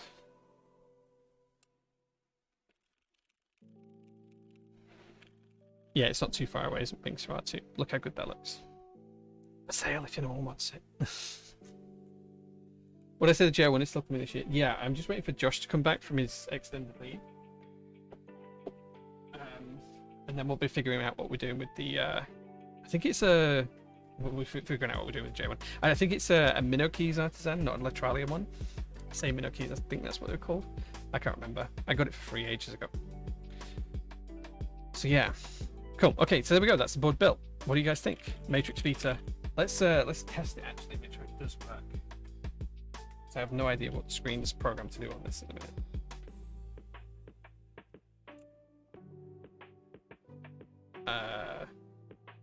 Yeah, the printer's done. Yeah. Did I just get nothing off of this? Oh no, it's working. Let's test switch here first. Ta-da! Right, okay. Right, let's check it all out. Okay, everything's working there.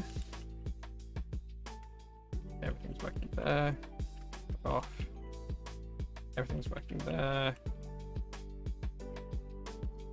Everything's working there. Control with Alt space. That'll be FN. Yeah, there you go. Just getting the F keys now. That's all working. Page down, page up. There, yeah, they both work. Cool. So there is nothing on the screen. Don't know why, but it's probably because it's not been programmed for anything. But yeah, that's all working now. Should we see what she sounds like?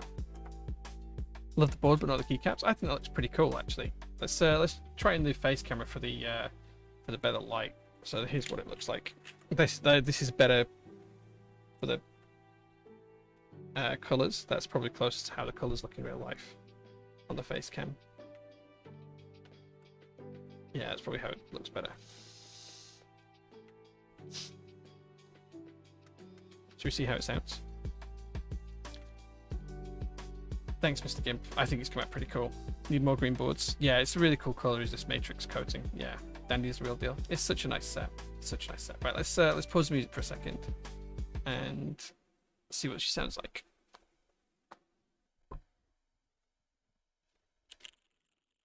Oh, so you guys aren't going to hear this because I've got the gain all the way up because of the fan. Let me go turn the fan off because I've still got the fan going here, and then come back and I'll show you what it sounds like.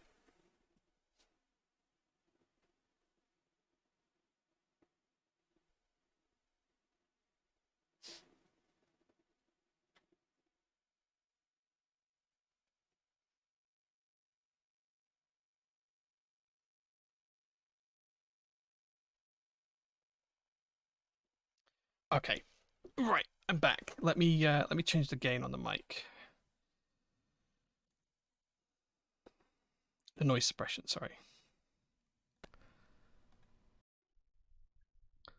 Okay, let's see if you can hear this now.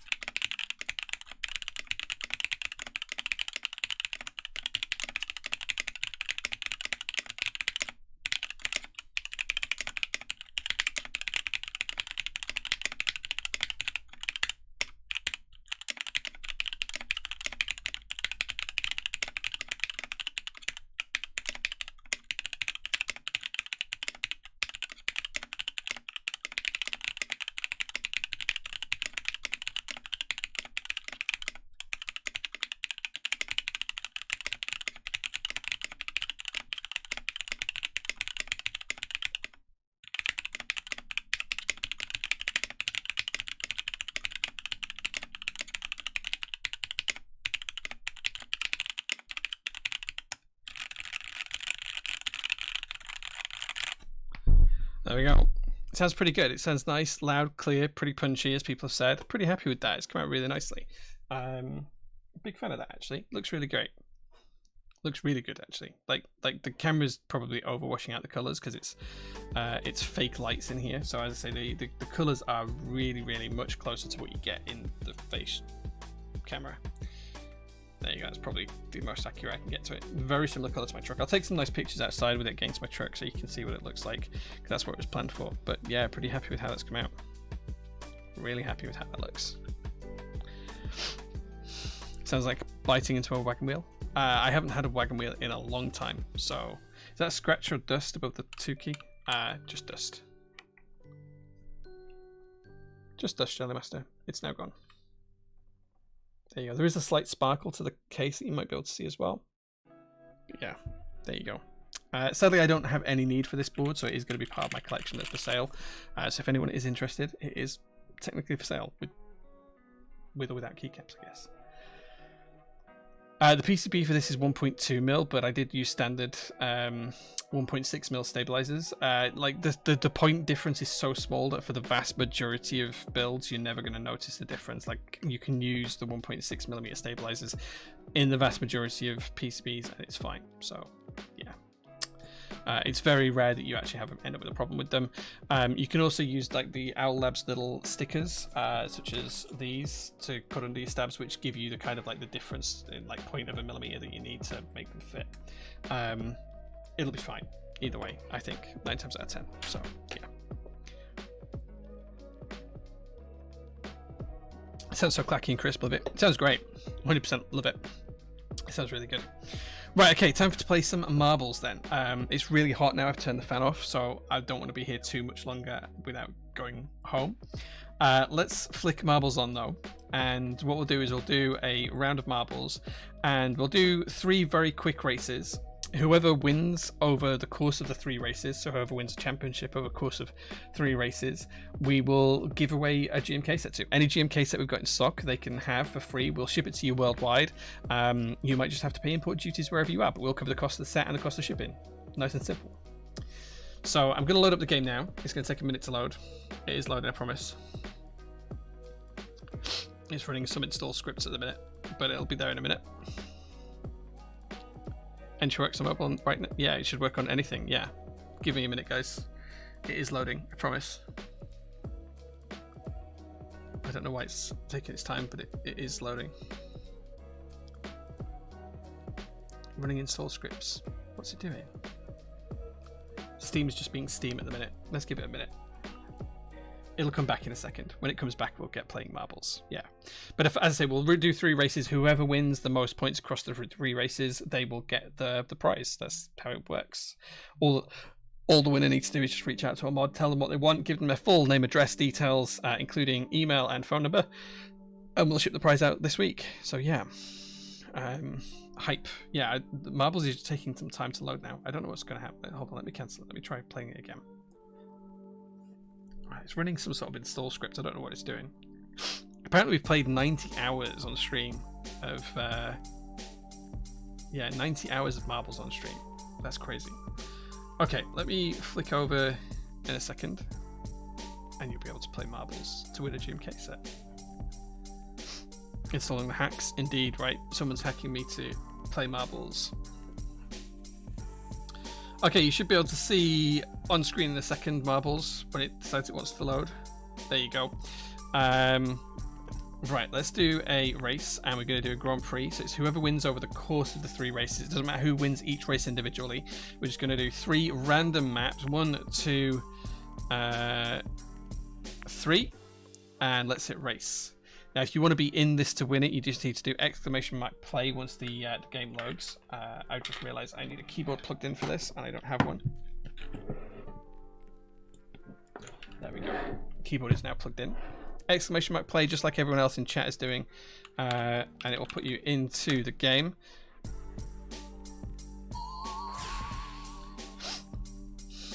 We'll give it another 10 seconds or so, and then we'll hit start. There's 67 people in there at the minute. Let's see if we can get to 75, and then I'm going to hit start, and then you'll have 20 seconds left to join. 75, there we go. So we hit start. You've got 20 seconds left to get in. As I say, it's whoever wins across all 3 races, not who wins each individual race. You're just paying for bragging rights for each individual win. So let's see how this goes.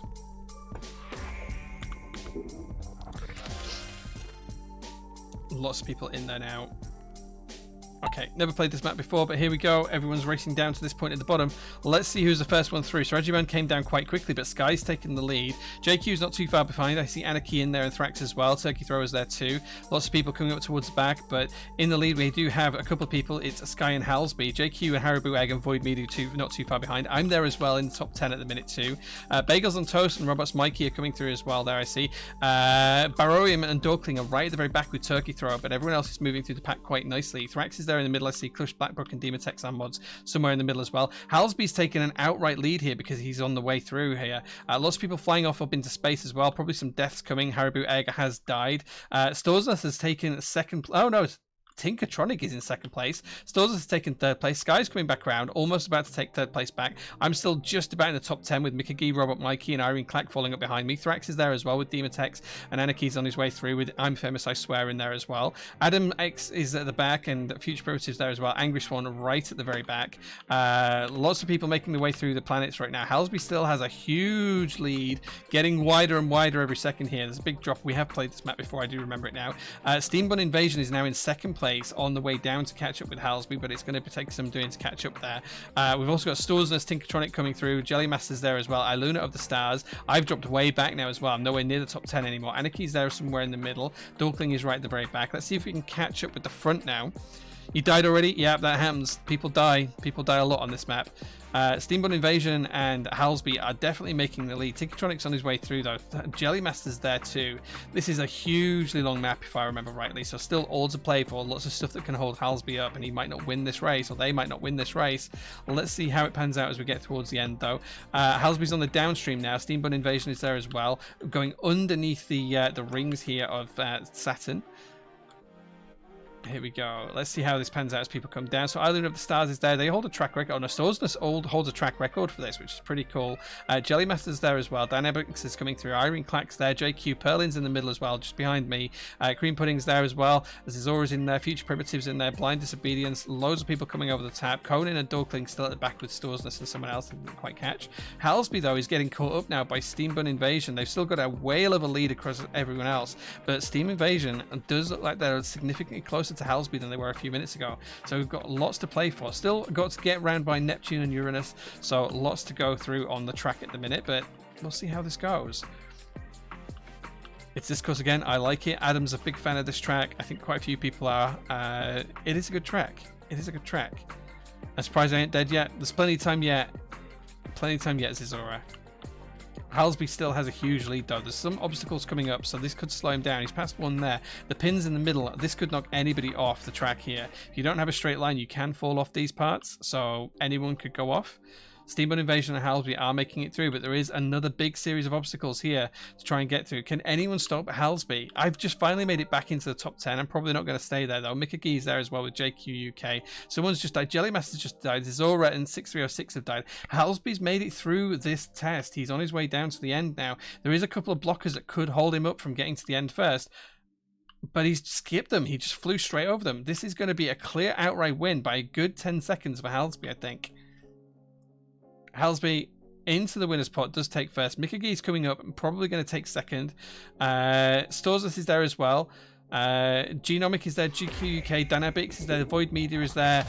Loads of people dying on this last bottom here. Bagels Toast, Adams, Lazy Keiko, Perlin Melly, I'm Dead, I'm Famous, I Swear, Macaroon, Animal Spike, Future. Loads of people dying. We have now got our top 10. Pom Pom Potato, Kevin Waves, Adam 64, and Joshio round out the top 10. Congratulations, guys. Yeah, looks like Thrax is going to be the last one. Oh no, oh, I spoke too soon. ET Iron 180 is right at the very back. There we go. Congratulations, Halsby. No prize for that, but let's see how we do in race 2. So on to the next map. This is the Glade. So again, if you want to be into the second race, it's going to be !play as soon as the game comes up on screen. There we go, !play now, and it will put you into the game, guys. It's one of our standard race tracks. We've done quite a few of these tracks before, so this should be nice and easy. As soon as there's 75 of you available, I'm going to hit start. There we go. Hitting start. You've got 20 seconds now to join, guys. 20 seconds to join. Top 5 for most of the track and then die in the final descent. It's the way it goes sometimes, dude. Those cookies do crumble that way. Okay, 5 seconds to go. 2, 1, and they're off. Let's see how this pans out. Lots of people up front on the first lap. Anaki's right at the back already. Thrax and Diana Gerara is there up in front. Barorium is coming through as well. GCK Luke and Soyce are coming up too. Round the first corner, and it looks like Barorium has got the lead here. Joshio is coming up to help as well. I'm somewhere in the middle. J Prototypes, I can see myself there. Anaki's still at the back with Cream Pudding and Conan. Conan at the back for the second race in a row, I think. Thrax is doing well. Thrax might have just taken the outright lead here. It's all still to play for. Different lines coming into the corners. Different people could be ahead as we come out. Barorium was just throwing the feint there to make sure that he got back into the lead. Murlocs is on his way through as well. Anonymous Biker taking a really wide line. Let's see how that pans out for him. Conan as well, also taking that fine wide line. Could be dangerous as we come up to this kind of triple cross section here.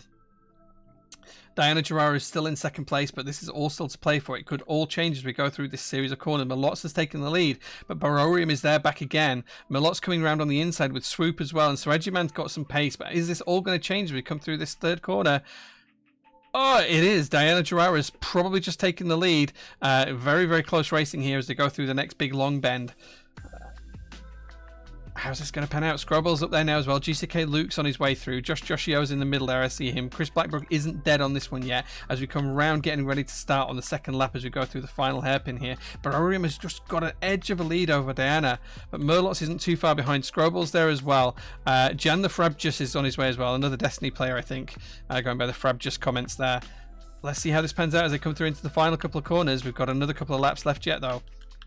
Wayward Fox may be in the top 10 now. Jan the Frabjus is taking the lead, I think. Only just, though. Wayward Fox is on the way around the outside, sweeping across the track as they come across the start-finish line. Scroble got a turn of pace just there. Sayosar is on the way through as well. Sei is up there too. Joshio isn't too far behind. Lots of things still to play for. Zanmato has just taken the lead, but it might not keep it for very long considering their line through there with Swoop taking an outright lead, I think. Lots still to play for as they come down here. All depends on the pace as they go into the next series of corners.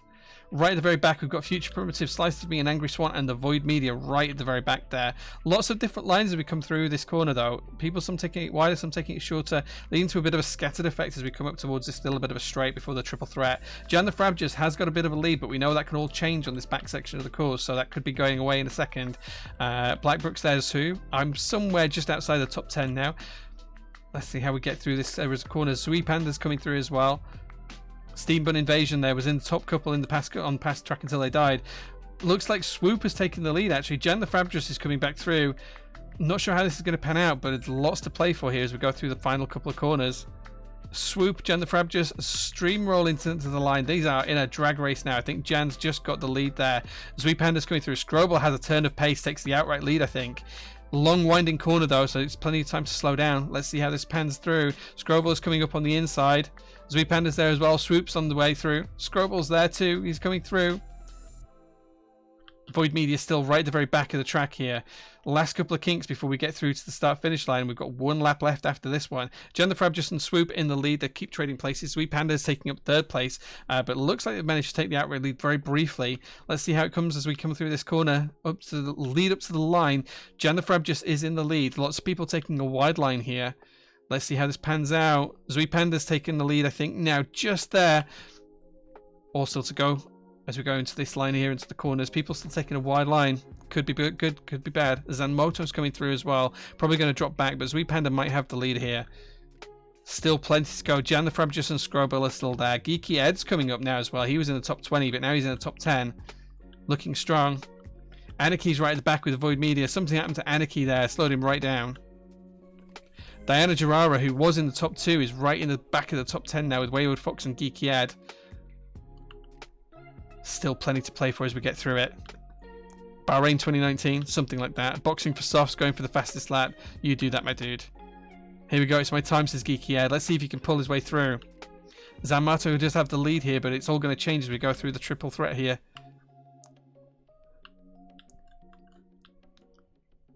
Oh, it's all still to play for. That's a big lead from Zamato, but it's a different line here to some other people.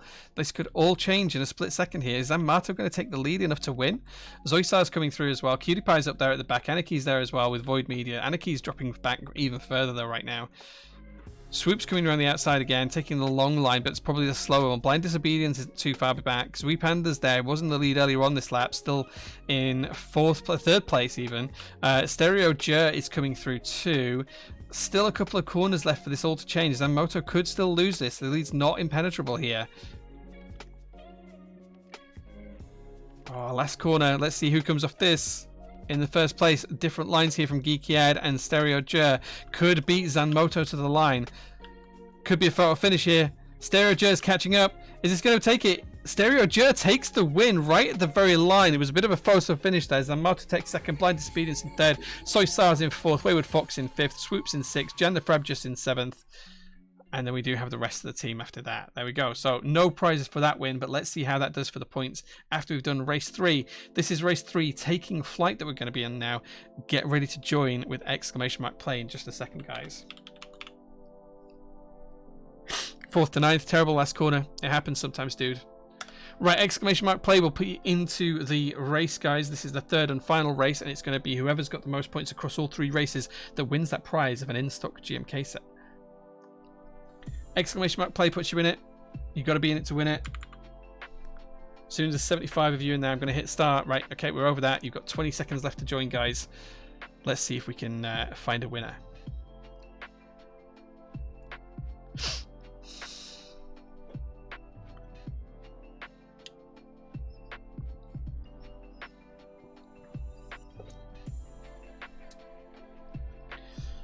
Here we go. Let's see who can win the race down to the track at the bottom. Lots of people here going forward. I see Wayward Fox. Simba's probably got a slight lead. Coden Keeps is coming through with Zizora. Zizora, I think, has the outright lead, but only just coming through very slowly. Coden Keeps is just behind. Mr. Gimp's not too far, but now Bilaba's there as well. Soysar's taking the opposite side, but I do think that puts Zizora in the... Oh no, Coden Keeps is probably in the lead now. Hard to call because we've got lots of obstacles coming up, but let's see who makes it through to the main platform first. This is where we're going to see and separate the winners from the losers here in the little sorting area. Let's see who comes through to here first. Lots still to play for in this one. Can't tell who's at the back, can't tell who's at the front, apart from maybe Coden Keeps at the front, maybe Hexius is at the front. It's hard to tell. Hard to tell. Cream Pudding's up there too. I see that. Geeky Ed Skimson.